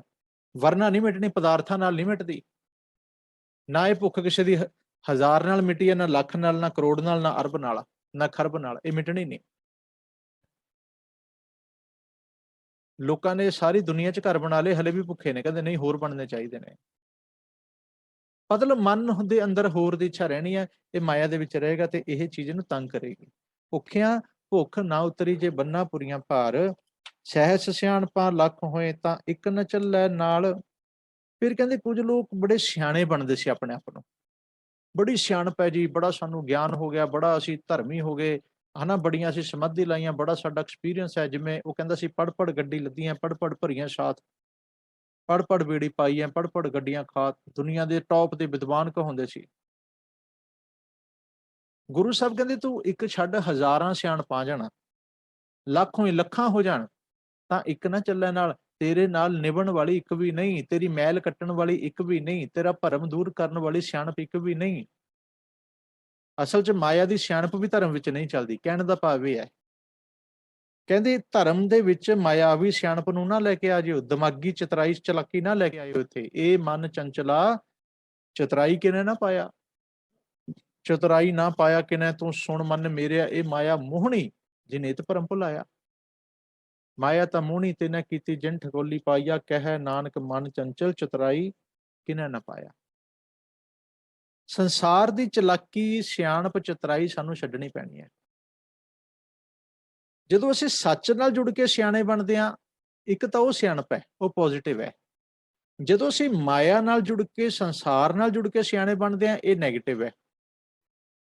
ਕਿਉਂਕਿ ਮਾਇਆਵੀ ਸਿਆਣਪ ਤੁਹਾਨੂੰ ਸੰਸਾਰ ਨਾਲ ਜੋੜੂਗੀ, ਇੱਥੇ ਚਲਾਕੀ ਸਿਖਾਊਗੀ, ਧਨ ਦੌਲਤ ਜੋੜਨਾ ਸਿਖਾਊ, ਵਧਾਉਣਾ ਕਿਵੇਂ ਹੈ, ਕਿਵੇਂ ਬਚ ਕੇ ਨਿਕਲਣਾ ਹੈ, ਹਨਾ, ਕਿਵੇਂ ਕਿਸੇ ਨਾਲ ਠੱਗੀ ਮਾਰਨੀ ਹੈ, ਇਹ ਤਾਂ ਇਹ ਸਿਖਾਉਂਦੀ ਹੈ ਸੰਸਾਰ 'ਚ। ਪਰ ਜਿੱਥੇ ਅਧਿਆਤਮਿਕ ਸਿਆਣਪ ਦੀ ਗੱਲ ਆ ਜਾਣੀ ਹੈ, ਉਹਨੂੰ ਮਹਾਰਾਜ ਕਹਿੰਦੇ ਨੇ, ਮੇਰੇ ਰਾਮ ਹਮ ਬਾਰਿਕ ਹਰ ਪ੍ਰਭ ਕੀ ਹੈ ਇਆਣੇ, ਧੰਨ ਧੰਨ ਗੁਰੂ ਗੁਰ ਸਤਗੁਰ ਪਾਂਦਾ, ਜਿਨ ਹਰ ਉਪਦੇਸ਼ ਦੇ ਕੀਏ ਸਿਆਣੇ। ਹੁਣ ਇੱਕ ਆਹ ਸਿਆਣਪ ਹੈ ਜਿਹੜਾ ਹਰੀ ਦਾ ਉਪਦੇਸ਼ ਦੇ ਕੇ ਸਿਆਣਪ ਆਈ ਹੈ ਸਾਡੇ 'ਚ। ਅਸੀਂ ਇਹ ਕਹਿ ਸਕਦੇ ਹਾਂ, ਇਹ ਉਹ ਸਿਆਣਪ ਹੈ ਜਿੱਥੇ ਚਲਾਕੀ ਨਹੀਂ ਹੁੰਦੀ, ਚਤੁਰਾਈ ਨਹੀਂ ਹੁੰਦੀ, ਛਾਤਰ ਦਿਮਾਗ ਨਹੀਂ ਹੁੰਦਾ, ਇਹ ਦੂਰ ਅੰਦੇਸ਼ੀ ਹੁੰਦੀ ਹੈ। ਇਹ ਸਿਆਣਪ ਭਲਾ ਕਰਦੀ ਹੈ, ਇਹ ਸਿਆਣਪ ਵੰਡ ਕੇ ਛਕਦੀ ਹੈ, ਇਹ ਸਿਆਣਪ ਪਰਉਪਕਾਰ ਕਰਦੀ ਹੈ, ਸੇਵਾ ਕਰਦੀ ਹੈ। ਉਹ ਸਿਆਣਪ ਲੋਕਾਂ ਨੂੰ ਲੁੱਟਦੀ ਹੈ, ਉਹ ਸਿਆਣਪ ਦੁਨੀਆ 'ਚ ਖਲਬਲੀ ਮਚਾਉਂਦੀ ਹੈ। ਹੁਣ ਸਾਡੇ ਦੇਸ਼ ਦੇ ਵੱਡੇ ਵੱਡੇ ਰਈਸ, ਵੱਡੇ ਵੱਡੇ ਲੀਡਰ, ਵੱਡੇ ਵੱਡੇ ਰਾਜਨੀਤਿਕ ਲੋਕ, ਵੱਡੇ ਵੱਡੇ ਕਾਰਪੋਰੇਟ ਘਰਾਣਿਆਂ ਦੇ ਮਾਲਕ ਸਿਆਣੇ ਤਾਂ ਉਹ ਵੀ ਬਹੁਤ ਨੇ, ਪੜ੍ਹੇ ਲਿਖੇ ਨੇ, ਐਜੂਕੇਟਡ, ਦੁਨੀਆ ਦੀਆਂ ਵਿੱਦਿਆ ਪੜ੍ਹੀਆਂ ਨੇ, ਐਜੂਕੇਟਡ ਲੋਕ, ਪੜ੍ਹੇ ਲਿਖੇ, ਉਹਨਾਂ ਨੇ ਰੋਕ ਰੱਖੇ ਨੇ, PhDਆਂ ਵਾਲੇ ਨੌਕਰ ਨੇ ਉਹਨਾਂ ਦੇ। ਉਹ ਸਿਆਣਪ ਕੀ ਵਰਤਦੇ ਨੇ ਵੀ ਦੁਨੀਆ ਨੂੰ ਲੁੱਟਣਾ ਕਿਵੇਂ, ਧਨ ਕਿਵੇਂ ਇਕੱਠਾ ਕਰੀਏ, ਆਪਣਾ ਪ੍ਰੋਡਕਟ ਵੱਧ ਤੋਂ ਵੱਧ ਕਿਵੇਂ ਵੇਚੀਏ, ਫਿਰ ਨਕਲ ਕਿਵੇਂ ਵੇਚਣੀ ਹੈ, ਨਕਲੀ ਨੂੰ ਅਸਲੀ ਬਣਾ ਕੇ ਕਿਵੇਂ ਵੇਚਣਾ ਹੈ, ਉਹ ਇਹ ਸਿਆਣਪ ਵਰਤ ਰਹੇ ਨੇ। ਡਾਕਟਰ ਬਣ ਜਾਂਦਾ MBBS, ਤੇ ਮੁੜ ਕੇ ਸਿਆਣਪ ਕੀ ਵਰਤਦਾ, ਧੱਕੇ ਨਾਲ ਹੀ ਆਪਰੇਸ਼ਨ ਲਿਖ ਦਿੰਦੇ ਨੇ, ਗਲਤ ਦਵਾਈਆਂ ਲਿਖੀ ਜਾਂਦੇ ਨੇ, ਫਾਲਤੂ ਦੇ ਟੈਸਟ ਲਿਖੀ ਜਾਂਦੇ ਨੇ, ਜਿਹਨੂੰ ਲੋੜ ਨਹੀਂ ਉਹਦਾ ਵੀ ਆਪਰੇਸ਼ਨ ਕਰ ਦੇਣਾ, ਜਿਹੜੀ ਦਵਾਈ ਦੀ ਲੋੜ ਨਹੀਂ ਉਹ ਵੀ ਲਿਖ ਦੇਣੀ ਹੈ। ਇਹ ਸਿਆਣਪ ਵੀ ਚੱਲਦੀ ਹੈ। ਵਕੀਲ ਪੜ੍ਹ ਲਿਖ ਕੇ ਕੀ ਸਿਆਣਪ ਖੱਟੀ, ਝੂਠੇ ਕੇਸ ਨੂੰ ਸੱਚਾ ਬਣਾ ਦਿਓ, ਸੱਚੇ ਕੇਸ ਨੂੰ ਝੂਠਾ ਬਣਾ ਦਿਓ, ਸਹੀ ਗਵਾਹ ਨੂੰ ਮੁਕਰਾ ਦਿਓ, ਨਕਲੀ ਨੂੰ ਸਹੀ ਗਵਾਹ ਬਣਾ ਕੇ ਖੜਾ ਦਿਓ। ਉੱਥੇ ਵੀ ਇਹ ਸਿਆਣਪ ਚੱਲ ਰਹੀ ਹੈ। ਰਾਜਨੀਤੀ ਦਾ ਤਾਂ ਆਪਾਂ ਨੂੰ ਪਤਾ ਹੀ ਹੈ ਵੀ ਕੀ ਹਾਲ ਹੈ ਸਿਆਣਪ ਦਾ। ਇਹਨੂੰ ਕਿਹਾ ਸੀਗਾ, ਚਤੁਰਾਈ ਨਾ ਚਤੁਰਭੁਜ ਪਾਈਐ, ਸਹਿ ਸਿਆਣਪਾਂ ਲੱਖ ਹੋਏ। ਤੇ ਦੂਜੀ ਧਰਮ ਦੇ ਵਿੱਚ ਵੀ ਸਿਆਣਪ ਚੱਲਦੀ ਹੈ। ਦੁਨੀਆ ਨੂੰ ਜਿਵੇਂ ਕਹਿ ਦਈਏ ਵੀ ਮੂਰਤੀ ਨੂੰ ਰੱਬ ਬਣਾ ਕੇ ਕਿਵੇਂ ਪੇਸ਼ ਕਰਨਾ ਹੈ। ਹੁਣ ਤੀਰਥਾਂ ਤੇ ਨਹਾ ਕੇ ਮੈਲ ਲੋਕਾਂ ਦੀ ਤਾਰ ਰਹੇ ਨੇ, ਦੱਸ ਹੱਦ ਹੋ ਗਈ। ਉਹ ਜਿਹੜਾ ਕੰਮ ਹੋ ਹੀ ਨਹੀਂ ਸਕਦਾ, ਕਹਿੰਦੇ ਤੈਨੂੰ ਧਰਮ ਬਣਾਇਆ ਹੋਇਆ। ਦਾਨ ਪੁੰਨ ਨਾਲ ਤੇਰਾ ਲੋਕ ਪਰਲੋਕ ਸਵਰ ਜੂਗਾ। ਧਨ ਪਦਾਰਥ ਦਾਨ ਕਰਦੇ, ਗਊ ਦਾਨ ਕਰਦੇ, ਅਸਗ ਦਾਨ, ਗੱਜ ਦਾਨ, ਸੇਜਾ ਨਾਰੀ ਭੂਮ ਦਾਨ, ਐਸੋ ਦਾਨ ਨਿਤ ਨਿਤਿਆ ਕੀਜੈ। ਕਹਿੰਦੇ ਆਹ ਤੂੰ ਧਰਮ ਬਣਾਏ ਹੋਏ ਨੇ, ਇਹ ਤੇਰੀ ਕਾਹਦੀ ਸਿਆਣਪ ਆ ਬਈ, ਤੂੰ ਤੇ ਚਲਾਕ ਹੈ, ਤੂੰ ਤੇ ਛਾਤਰ ਦਿਮਾਗ ਹੈ, ਤੂੰ ਤੇ ਬਲਕਿ ਠੱਗ ਹੈ। ਹੁਣ ਦੇਖੋ, ਜਿਹੜਾ ਠੱਗ ਹੁੰਦਾ ਬੜਾ ਸਿਆਣਾ ਹੁੰਦਾ। ਠੱਗ ਮਾਰਨ ਵਾਲੇ ਕੋਲ, ਠੱਗੀ ਮਾਰਨ ਵਾਲੇ ਕੋਲ ਸਿਆਣਪ ਬਹੁਤ, ਬੜੀ ਚਲਾਕੀ ਹੁੰਦੀ ਹੈ, ਬੜੀ ਦੂਰ ਦੀ ਸੋਚਦਾ ਉਹ। ਚੰਗੇ ਭਲੇ ਬੰਦੇ ਨੂੰ ਲੁੱਟ ਕੇ ਲੈ ਜਾਂਦਾ, ਉਹ ਸਾਹਮਣੇ ਬੈਠ ਕੇ ਲੁੱਟਦਾ ਠੱਗ। ਚੋਰ ਤਾਂ ਉਦੋਂ ਤੁਹਾਨੂੰ ਚੋਰੀ ਕਰੂਗਾ, ਉਦੋਂ ਤੁਹਾਡਾ ਘਰ ਲੁੱਟੂਗਾ ਜਦੋਂ ਤੁਸੀਂ ਘਰ ਨਹੀਂ ਹੋਵੋਗੇ, ਸੁੱਤੇ ਹੋਵੋਗੇ। ਠੱਗ ਤਾਂ ਘਰ ਦੇ ਵਿੱਚ ਆ ਕੇ ਸਾਹਮਣੇ ਬੈਠ ਕੇ ਗੱਲਾਂ ਕਰਕੇ ਲੁੱਟ ਕੇ ਲੈ ਕੇ ਜਾਂਦੇ। ਸਿਆਣਾ ਤਾਂ ਉਹ ਵੀ ਬਹੁਤ ਹੈ। ਹੁਣ ਇਸ ਕਰਕੇ ਸਾਨੂੰ ਇਹ ਸਿਆਣਪ ਸਮਝਣੀ ਪੈਣੀ ਵੀ ਇੱਕ ਮਾਇਆ ਦੀ ਸਿਆਣਪ ਹੁੰਦੀ ਹੈ, ਇੱਕ ਧਰਮ ਦੀ ਸਿਆਣਪ ਹੈ। ਇਹ ਫਰਕ ਜਦੋਂ ਆਪਾਂ ਨੂੰ ਪਤਾ ਲੱਗਿਆ, ਉਦੋਂ ਅਸੀਂ ਹਮ ਬਾਰਿਕ ਹਰ ਪ੍ਰਭ ਕੇ ਹੈ ਇਆਣੇ, ਪਹਿਲਾਂ ਆਪਾਂ ਨੂੰ ਇਆਣੇ ਭਾਵ ਸਾਨੂੰ ਇਹ ਕਬੂਲ ਕਰਨਾ ਪਊਗਾ ਕਿ ਅਸੀਂ ਹਲੇ ਇਆਣੇ ਹਾਂ, ਅਣਜਾਣ ਹਾਂ ਧਰਮ ਪੱਖੋਂ। ਧਰਮ ਪੱਖੋਂ ਅਸੀਂ ਅਗਿਆਨੀ ਹਾਂ। ਸੰਸਾਰ ਵਿੱਚ ਹੋ ਸਕਦਾ ਅਸੀਂ ਅਰਬਾਂਪਤੀ ਹੋ ਗਏ ਹੋਈਏ, ਸਾਡੇ ਵੱਡੀ ਦੁਨੀਆ 'ਚ ਨਾਮ ਹੋਵੇ, ਰਾਜਨੀਤੀ ਹੋਵੇ, ਲੀਡਰ ਹੋਈਏ, ਅਸੀਂ ਪ੍ਰਧਾਨ ਹੋਈਏ, ਪ੍ਰਪੰਚ ਹੋਣ ਸਾਡੇ, ਪਰ ਧਰਮ ਪੱਖੋਂ ਤੇ ਅਸੀਂ ਜ਼ੀਰੋ ਹਾਂ, ਇਆਣੇ। ਇੱਥੇ ਸਰੈਂਡਰ ਕਰਨਾ ਪੈਣਾ ਆਪਣੇ ਆਪ ਨੂੰ। ਜੇ ਇਆਣੇ ਬਣਾਂਗੇ, ਅਣਜਾਣ ਬਣ ਕੇ ਆਵਾਂਗੇ, ਫੇਰ ਅਸੀਂ ਇੱਥੋਂ ਕੁਝ ਲੈ ਕੇ ਵੀ ਜਾਵਾਂਗੇ। ਦੇਖੋ ਬੱਚਾ ਸਕੂਲ 'ਚ ਆਉਂਦਾ ਹੈ, ਉਹ ਅਗਿਆਨੀ ਹੁੰਦਾ ਹੈ, ਇਆਣਾ ਹੁੰਦਾ ਹੈ, ਤੇ ਅਗਿਆਨੀ ਨੂੰ ਇਆਣੇ ਨੂੰ ਪੜ੍ਹਾ ਕੇ ਸਿਆਣਾ ਬਣਾ ਦਿੰਦੇ ਨੇ ਸਕੂਲ 'ਚ। ਪਰ ਜੇ ਕੋਈ ਪਹਿਲਾਂ ਕਹੇ ਮੈਂ ਤਾਂ ਬਹੁਤ ਪੜ੍ਹਿਆ ਜੀ, ਉਹਨਾਂ ਨੇ ਕਹਿਣਾ ਫਿਰ ਬਾਹਰ ਚੱਲ ਉਰੇ ਕੀ ਕਰਦਾ ਹੈ? ਇਸ ਕਰਕੇ ਸਾਨੂੰ ਪਹਿਲਾਂ ਸਰੈਂਡਰ ਕਰਨਾ ਪੈਣਾ ਹੈ। ਸੰਸਾਰ ਵਾਲੀ ਸਿਆਣਪ ਤਿਆਗਣੀ ਪੈਣੀ ਹੈ। ਕਹਿੰਦੇ ਤਿਆਗ ਸਿਆਣਪ ਚਾਤਰੀ, ਤੂੰ ਜਾਣ ਗੋਪਾਲੈ ਸੰਗਰੀ। ਇਹ ਮੇਰੀ ਇਹ ਜੀਵ ਆਤਮਾ ਮੇਰੀ ਬੁੱਧੀ ਨੂੰ ਕਹਿ ਰਹੇ ਨੇ, ਕਹਿੰਦੇ ਚਤਰਾਈ ਸਿਆਣਪ ਛੱਡ ਦੇ ਸੰਸਾਰ ਵਾਲੀ, ਗੋਪਾਲ ਨੂੰ ਆਪਣੇ ਨਾਲ ਮੰਨ, ਸੱਚ ਤੇਰੇ ਨਾਲ ਹੈ, ਉਹਨੂੰ ਸੱਤਵੇਂ ਅਸਮਾਨ ਤੇ ਨਾ ਬਿਠਾ। ਇਸ ਤਰ੍ਹਾਂ ਦੀਆਂ ਸਿਆਣਪਾਂ ਬਹੁਤ ਚੱਲੀਆਂ। ਹੁਣ ਇੱਥੇ ਤੱਕ ਇਹ ਚਾਰ ਪੱਖ ਰੱਖਣ ਤੋਂ ਬਾਅਦ ਹੁਣ ਮਹਾਰਾਜ ਦੱਸਦੇ ਨੇ ਵੀ ਅਸਲ 'ਚ ਸਾਡਾ ਮਨੋਰਥ ਕੀ ਸੀ ਤੇ ਕਿਵੇਂ ਪੂਰਾ ਹੋਣਾ ਹੈ। ਕਹਿੰਦੇ ਕਿਵ ਸਚਿਆਰਾ ਹੋਈ ਹੈ, ਕਿਵ ਕੂੜੈ ਟੁੱਟੈ ਪਾਲ। ਇਹ ਜਿਹੜੇ ਪਿੱਛੇ ਚਾਰ ਸਾਧਨ ਨੇ ਜੋ ਸਦੀਆਂ ਤੋਂ ਧਰਮ ਦੇ ਮਾਰਗ ਮੰਨੇ ਗਏ ਨੇ, ਧਰਮ ਦੇ ਕਰਮ ਮੰਨੇ ਗਏ ਨੇ, ਧਰਮ ਦੇ ਨਾਲ ਜੁੜੇ ਰਹੇ ਨੇ, ਭਰਮ ਬਣ ਕੇ ਲੋਕਾਂ 'ਚ ਪਏ ਹੋਏ ਸਨ, ਇਹਨਾਂ ਨਾਲ ਬੰਦਾ ਸਚਿਆਰ ਨਹੀਂ ਹੋ ਸਕਦਾ। ਹੁਣ ਕਹਿੰਦੇ ਕਿਵੇਂ ਕਿਵੇਂ ਕਿਵੇਂ ਸਚਿਆਰੇ ਹੋਈਏ, ਅਸੀਂ ਸੱਚ ਕਿਵੇਂ ਪ੍ਰਾਪਤ ਕਰ ਸਕਦੇ ਹਾਂ? ਕਿਵ ਕੂੜੈ ਟੁੱਟੈ ਪਾਲ, ਤੇ ਸਾਡੇ ਮਨ ਦੇ ਅੰਦਰ ਜਿਹੜੀ ਝੂਠ ਦੀ ਇੱਕ ਕੰਧ ਉਸਰ ਚੁੱਕੀ ਹੈ, ਭਾਵ ਕਿ ਵੀ ਝੂਠ ਬਹੁਤ ਤਕੜਾ ਹੋ ਗਿਆ। ਸਾਡੇ ਅੰਦਰ ਝੂਠ ਪੂਰਨ ਤੌਰ ਤੇ ਆਪਣੇ ਆਪ ਨੂੰ ਵੈਲ ਸੈਟਲ ਕਰਕੇ ਬੈਠ ਗਿਆ, ਆਪਣੇ ਆਪ ਸਾਡੇ ਮਨ ਦੇ ਵਿੱਚ ਟਿਕਾਣਾ ਬਣਾ ਗਿਆ, ਪੀਆਰ ਕਰ ਲੈ ਲਈ ਉਹਨੇ, ਕਿ ਸਮਝ ਲਓ ਸਾਡੇ ਮਨ ਦੇ ਅੰਦਰ ਝੂਠ ਦੀ ਪੀਆਰ ਹੈ ਤੇ ਉਹ ਵਿਦੇਸ਼ੀ ਹੈ, ਉਹ ਮਤਲਬ ਜਿਵੇਂ ਕਹਿ ਲਈਏ ਵੀ ਹੈ ਤੇ ਉਹ ਕਿਸੇ ਹੋਰ ਕੰਟਰੀ ਦਾ, ਪਰ ਮਨ ਦੇ ਵਿੱਚ ਉਹ ਆ ਕੇ ਜਿਵੇਂ ਆ ਫੋਰਨ ਕੰਟਰੀਆਂ 'ਚ ਲੋਕ ਧੱਕੇ ਨਾਲ ਇੱਧਰ ਉੱਧਰੋਂ 2 ਨੰਬਰ 'ਚ ਜਾ ਕੇ ਕੰਧਾਂ ਟੱਪ ਕੇ, ਅਮਰੀਕਾ 'ਚ ਲੋਕ ਮੈਕਸੀਕੋ ਰਾਹੀਂ 2 ਨੰਬਰ ਜਾ ਕੇ ਫਿਰ ਪੀਆਰ ਲੈ ਲੈਂਦੇ ਆ ਨਾ, ਕਈ ਸਾਲ ਜਦੋਂ ਰਹਿ ਲੈਂਦੇ ਨੇ, ਉਹ ਫਿਰ ਗਵਰਨਮੈਂਟ ਕਹਿੰਦੀ ਚਲੋ ਪੀਆਰ ਦੇ ਦਿਓ, ਕਈ ਸਾਲ ਤੇ ਹੋ ਗਏ ਰਹਿੰਦਿਆਂ ਨੂੰ। ਇਹੀ ਪੀਆਰ ਮਨ ਨੇ ਸਾਡੇ 'ਚ ਪੀਆਰ ਲੈ ਲਈ ਹੈ ਝੂਠ ਤੇ। ਹੁਣ ਹੋਇਆ ਕੀ ਹੈ ਵੀ ਜਿਹੜਾ ਅਸਲੀ ਮਨ ਸੀ ਉਹ ਵੀ ਆਪਣੇ ਆਪ ਨੂੰ ਝੂਠ ਹੀ ਮੰਨਣ ਲੱਗ ਪਿਆ। ਇਹ ਸਾਡੇ ਹਿੰਦੁਸਤਾਨ 'ਚ ਇਸ ਤਰ੍ਹਾਂ ਹੀ ਹੋਇਆ ਵੀ ਅਸਲ 'ਚ ਨਾ, ਜਿਵੇਂ ਹੁਣ ਇੱਥੇ ਜਦੋਂ ਮੁਗਲਾਂ ਦਾ ਰਾਜ ਹੋਇਆ, ਜਿਹੜੇ ਇੱਥੋਂ ਦੇ ਲੋਕ ਸੀ ਉਹਨਾਂ ਨੇ ਕੁੱਟ-ਕੁੱਟ ਕੇ, ਡਰਾ-ਡਰਾ ਕੇ ਅੱਧੇ ਕੁ ਮਾਰਤੇ, ਅੱਧੇ ਕੁ ਡਰਦੇ ਮਾਰੇ ਮੁਸਲਮਾਨ ਬਣ ਗਏ ਵਿਚਾਰੇ। ਆਰੀਅਨ ਲੋਕ ਸੀਗੇ ਅਸਲ 'ਚ। ਆਰੀਅਨ ਲੋਕ ਸੀ ਇੱਥੋਂ ਦੇ, ਇੰਡੀਅਨ ਦਾ ਜਿਹੜਾ ਅਸਲੀ ਨਾਮ ਹੈ ਉਹ ਆਰੀਅਨ ਨੇ। ਤੇ ਉਹ ਹੁਣ ਬਹੁਤ ਜ਼ਿਆਦਾ ਕਈ ਲੱਖਾਂ ਦੀ, ਕਰੋੜਾਂ ਦੀ ਗਿਣਤੀ 'ਚ ਉਹਨਾਂ ਨੇ ਮਾਰਤੇ, ਕਰੋੜਾਂ ਦੀ ਗਿਣਤੀ 'ਚ, ਕਿਉਂਕਿ 700-800 ਸਾਲ ਮੁਗਲ ਰਹੇ। ਤਲਵਾਰ ਸੀ ਉਹਨਾਂ ਕੋਲ, ਤੇ ਬਹੁਤ ਸਾਰੇ ਉਦੋਂ ਮੁਸਲਮਾਨ ਬਣ ਗਏ। ਹੈ ਨਹੀਂ ਸੀ ਪਰ ਬਣ ਗਏ। ਉਹਨਾਂ ਨੇ ਕਿਹਾ ਚਲੋ ਜਿੰਨਾ ਚਿਰ ਮੁਗਲਾਂ ਦਾ ਰਾਜ ਆਪਾਂ ਮੁਸਲਮਾਨ ਬਣ ਜਾਂਦੇ ਹਾਂ, 1-2 ਪੀੜ੍ਹੀਆਂ ਬਾਅਦ ਅਸੀਂ ਫਿਰ ਹਿੰਦੂ ਜਾਂ ਆਰੀਅਨ ਲੋਕ ਬਣ ਜਾਵਾਂਗੇ। ਉਹ ਹੋਇਆ ਕਿ ਉਹ ਤਾਂ ਚਲੇ ਗਏ, ਪਰ ਇਹ ਆਪਣੇ ਆਪ ਨੂੰ ਮੁਸਲਮਾਨ ਹੀ ਮੰਨ ਕੇ ਬੈਠ ਗਏ। ਉਹ ਹੁਣ ਅੱਜ ਹਿੰਦੁਸਤਾਨ ਦੇ ਬਹੁਤੇ ਮੁਸਲਮਾਨ ਉਹ ਨੇ ਜਿਨ੍ਹਾਂ ਦੇ ਪਿੱਛੇ 5, 7, 10 ਪੀੜ੍ਹੀਆਂ ਚਲੇ ਜਾਈ, ਉਹ ਆਰੀਅਨ ਲੋਕਾਂ ਦੀਆਂ ਨਿਕਲਣਗੀਆਂ। ਪਰ ਉਹਨਾਂ ਨੇ ਆਪਣੇ ਆਪ ਨੂੰ ਮੁਸਲਿਮ ਹੀ ਐਕਸੈਪਟ ਕਰ ਲਿਆ, ਮੰਨ ਕੇ ਵੀ ਠੀਕ ਹੈ ਤੇ ਇਹੀ ਹਾਂ ਜੀ। ਮਨ ਨੇ ਆਪਣੇ ਆਪ ਨੂੰ ਇਹ ਮੰਨ ਲਿਆ, ਮੈਂ ਤੇ ਸੰਸਾਰੀ ਹਾਂ, ਮੈਂ ਤੇ ਸਰੀਰ ਹਾਂ, ਮੈਂ ਤੇ ਮਰ ਜਾਣਾ, ਮੈਂ ਤੇ ਬੁੱਢਾ ਹੋ ਗਿਆ, ਮੈਂ ਤੇ ਰੋਗੀ ਹੋ ਗਿਆ, ਮੈਂ ਤੇ ਜੀ ਜੰਜਾਲਾਂ 'ਚ ਫਸਿਆ ਵੀ, ਇਹ ਮਾਇਆ ਹੀ ਸੱਚ ਹੈ, ਸੰਸਾਰ ਹੀ ਸੱਚ ਹੈ, ਦੁਨੀਆ ਹੀ ਸੱਚ ਹੈ, ਸਰੀਰ ਹੀ ਸੱਚ ਹੈ। ਇਹ ਇਹਨੂੰ ਝੂਠ ਨੂੰ ਸੱਚ ਮੰਨੀ ਬੈਠਾ, ਕਿਉਂਕਿ ਝੂਠ ਨੇ ਆਪਣਾ ਪ੍ਰਭਾਵ ਇੰਨਾ ਪਾ ਲਿਆ। ਹੁਣ ਇਹ ਜਿਹੜਾ ਪ੍ਰਭਾਵ ਬਣਿਆ, ਕੂੜ ਦੀ ਕੰਧ ਹੈ, ਝੂਠ ਦੀ ਕੰਧ ਹੈ, ਕਿਵੇਂ ਟੁੱਟੇ? ਉਹਦਾ ਤਰੀਕਾ ਕੀ ਹੈ? ਕਹਿੰਦੇ ਇਹਨਾਂ ਨਾਲ ਨਹੀਂ ਟੁੱਟਣੇ ਜਿਹੜੇ ਉੱਪਰ 4 ਦੱਸੇ ਨੇ। ਹੁਣ ਤਰੀਕਾ ਗੁਰਮਤਿ ਨੇ ਜੋ ਆਪਣਾ ਪੱਖ ਰੱਖਿਆ ਹੈ ਉਹ ਕੀ ਹੈ? ਕਹਿੰਦੇ ਹੁਕਮ ਰਜ਼ਾਈ ਚੱਲਣਾ, ਨਾਨਕ ਲਿਖਿਆ ਨਾਲ। ਨਾਨਕ ਜੀ ਇਹ ਗੱਲ ਕਹਿ ਰਹੇ ਨੇ ਕਿ ਜਦੋਂ ਇਹ ਜੀਵ ਉਸ ਆਪਣੇ ਮਾਲਕ ਦੇ ਹੁਕਮ ਦੇ ਵਿੱਚ ਆ ਜਾਏਗਾ, ਉਹਦੀ ਰਜ਼ਾ ਦੇ ਵਿੱਚ ਆ ਜਾਏਗਾ, ਜੋ ਹੁਕਮ ਤੇ ਉਹਦੀ ਜਿਹੜੀ ਰਜ਼ਾ ਉਹ ਹਮੇਸ਼ਾ ਸਾਡੇ ਨਾਲ ਲਿਖੀ ਹੋਈ ਆ, ਦੂਰ ਨਹੀਂ ਹੈ ਕਿਤੇ ਲਿਖੀ ਹੋਈ। ਹੁਕਮ ਕਿੱਥੇ ਵਰਤਦਾ ਜੀ? ਹੁਣ ਇਹ ਲਿਖਿਆ ਨਾਲ ਕਿਉਂ ਕਿਹਾ ਸ਼ਬਦ? ਹੁਕਮ ਦੀ ਗੱਲ ਤੇ ਆਪਾਂ ਕਰਦੇ ਹਾਂ ਵੀ ਹੁਕਮ ਵਰਤਦਾ, ਉਹਦਾ ਹੁਕਮ ਉਹਦਾ ਹੀ ਚੱਲਦਾ ਜੀ, ਉਹਦੇ ਹੁਕਮ 'ਚ ਆਪਾਂ ਚੱਲ ਰਹੇ ਹਾਂ, ਇੰਨੀ ਗੱਲ ਤੇ ਚਲੋ ਅਸੀਂ ਮੰਨ ਗਏ। ਪਰ ਕਹਿੰਦੇ ਲਿਖਿਆ ਨਾਲ, ਹੁਣ ਇਹਦਾ ਅਰਥ ਇਹ ਹੈ ਵੀ ਜਿਹੜਾ ਹੁਕਮ ਉਹਦਾ ਵਰਤਦਾ ਨਾ, ਉਹ ਹੇ ਮੇਰੇ ਮਨ ਤੇਰੇ ਨਾਲ ਹੀ ਵਰਤ ਰਿਹਾ ਹੈ। ਹੁਕਮ ਇਹ ਨਹੀਂ ਤੂੰ ਕਿਤੋਂ ਬਾਹਰੋਂ ਦੇਖਣਾ, ਤੈਨੂੰ ਬਾਹਰੋਂ ਲੱਭਣਾ ਪੈਣਾ। ਤੈਨੂੰ ਹੁਕਮ ਕਰਨ ਵਾਲਾ, ਤੈਨੂੰ ਹੁਕਮ ਦੇਣ ਵਾਲਾ, ਤੇਰਾ ਮਾਲਕ, ਤੇਰਾ ਖਸਮ ਤੇਰੇ ਨਾਲ ਹੀ ਬੈਠਾ ਹੈ। ਉਹ ਹਰ ਪਲ ਤੈਨੂੰ ਹੁਕਮ ਦੇ ਰਿਹਾ ਹੈ। ਲਿਖਿਆ ਨਾਲ ਤਾਂ ਕਿਹਾ ਕਿਉਂਕਿ ਦੇਖੋ, ਜਦੋਂ ਅਸੀਂ ਕਿਸੇ ਨੂੰ ਕੋਈ ਕੰਮ ਕਹਿਣਾ ਹੋਵੇ ਨਾ, ਤੇ ਬੰਦਾ ਕਈ ਵਾਰੀ ਕਹਿੰਦਾ ਜੀ ਮੈਨੂੰ ਭੁੱਲ ਜਾਏਗਾ, ਤੁਸੀਂ ਮੈਨੂੰ ਲਿਖ ਕੇ ਦੇ ਦਿਓ। ਆਪਾਂ ਉਹਨੂੰ ਪਰਚੀ ਤੇ ਸਲਿੱਪ ਤੇ ਉਹ ਕੰਮ ਲਿਖ ਕੇ ਦੇ ਦਿੰਦੇ ਹਾਂ। ਹੁਣ ਪਰਚੀ ਪਾ ਲੈਂਦਾ ਆਪਣੀ ਜੇਬ 'ਚ, ਉਹਨੂੰ ਪਤਾ ਮੈਂ ਭੁੱਲ ਵੀ ਗਿਆ, ਕੋਈ ਫਰਕ ਨਹੀਂ, ਮੇਰੇ ਨਾਲ ਹੀ ਆ। ਭਾਵ ਮੇਰੇ ਕੋਲ ਪਰਚੀ ਪਈ ਹੈ, ਜੋ ਮੈਂ ਕੰਮ ਕਰਨਾ ਮੇਰੇ ਨਾਲ ਹੈ, ਮੈਨੂੰ ਯਾਦ ਰਹੇਗਾ, ਮੇਰੇ ਅੰਦਰ ਹੀ ਹੈ। ਲਿਖੇ ਨਾਲ ਦਾ ਇਹ ਹੈ ਵੀ ਹਮੇਸ਼ਾ ਤੇਰੇ ਨਾਲ ਵਰਤਦਾ ਹੈ, ਤੇਰੇ ਅੰਦਰੋਂ ਹੀ ਬੋਲਦਾ ਹੈ, ਉਹ ਤੈਨੂੰ ਗਾਈਡੈਂਸ ਦੇ ਰਿਹਾ ਸਹੀ। ਤੂੰ ਕਿੱਥੇ ਜਾਣਾ ਹੈ, ਕਿਵੇਂ ਜਾਣਾ ਹੈ, ਕੀ ਕਰਨਾ ਹੈ, ਕੀ ਨਹੀਂ ਕਰਨਾ, ਕੀ ਛੱਡਣਾ ਹੈ, ਕੀ ਅਪਣਾਉਣਾ ਹੈ, ਕੀ ਪੜ੍ਹਨਾ, ਕੀ ਨਹੀਂ ਪੜ੍ਹਨਾ, ਕੀ ਸਮਝਣਾ ਹੈ, ਸਮਝ ਕੇ ਕਿੱਥੇ ਪਹੁੰਚਣਾ ਹੈ, ਉਹ ਸਾਰਾ ਗਿਆਨ ਤੈਨੂੰ ਤੇਰੇ ਅੰਦਰੋਂ ਹੀ ਮਿਲਦਾ, ਹੁਕਮ ਲਿਖਿਆ ਨਾਲ। ਅਸੀਂ ਗੁਰਬਾਣੀ ਚੋਂ ਇਹੀ ਗਿਆਨ ਲੈਣਾ ਹੈ। ਅਸਲ 'ਚ ਬੰਦਾ ਇਹ ਜਿਹੜਾ ਜੀਵ ਹੈ ਹੁਕਮੀ ਬਣਨ ਆਇਆ ਸੀ, ਪਰ ਇਹ ਕਹਿੰਦੇ ਕਿਉਂਕਿ ਮਨ ਦੇ ਵਿੱਚ ਲੱਗਿਆ ਹੋਇਆ ਸੀਗਾ, ਮਨ ਆਪਣੀ ਮੱਤ ਵਰਤਦਾ ਸੀ, ਤੇ ਇਹਨੂੰ ਕਹਿੰਦੇ ਫਿਰ ਜਬ ਲਗ ਜਾਨੈ ਮੁਝ ਤੇ ਕਛ ਹੋਏ, ਤਬ ਇਸਕੋ ਸੁਖ ਨਾਹੀ ਕੋਏ। ਜਬ ਇਹ ਜਾਨੈ ਮੈਂ ਕਿਛ ਕਰਤਾ, ਤਬ ਲਾ ਗਰਭ ਜੋਨ ਮੈਂ ਫਿਰਤਾ। ਉਦੋਂ ਤੱਕ ਇਹਦੀ ਇਹ ਭਟਕਣਾ ਬਣੀ ਰਹਿੰਦੀ ਹੈ, ਜਦੋਂ ਤੱਕ ਇਹ ਆਪਣੇ ਆਪ ਨੂੰ ਹੀ ਸ੍ਰੇਸ਼ਟ ਮੰਨਦਾ ਹੈ।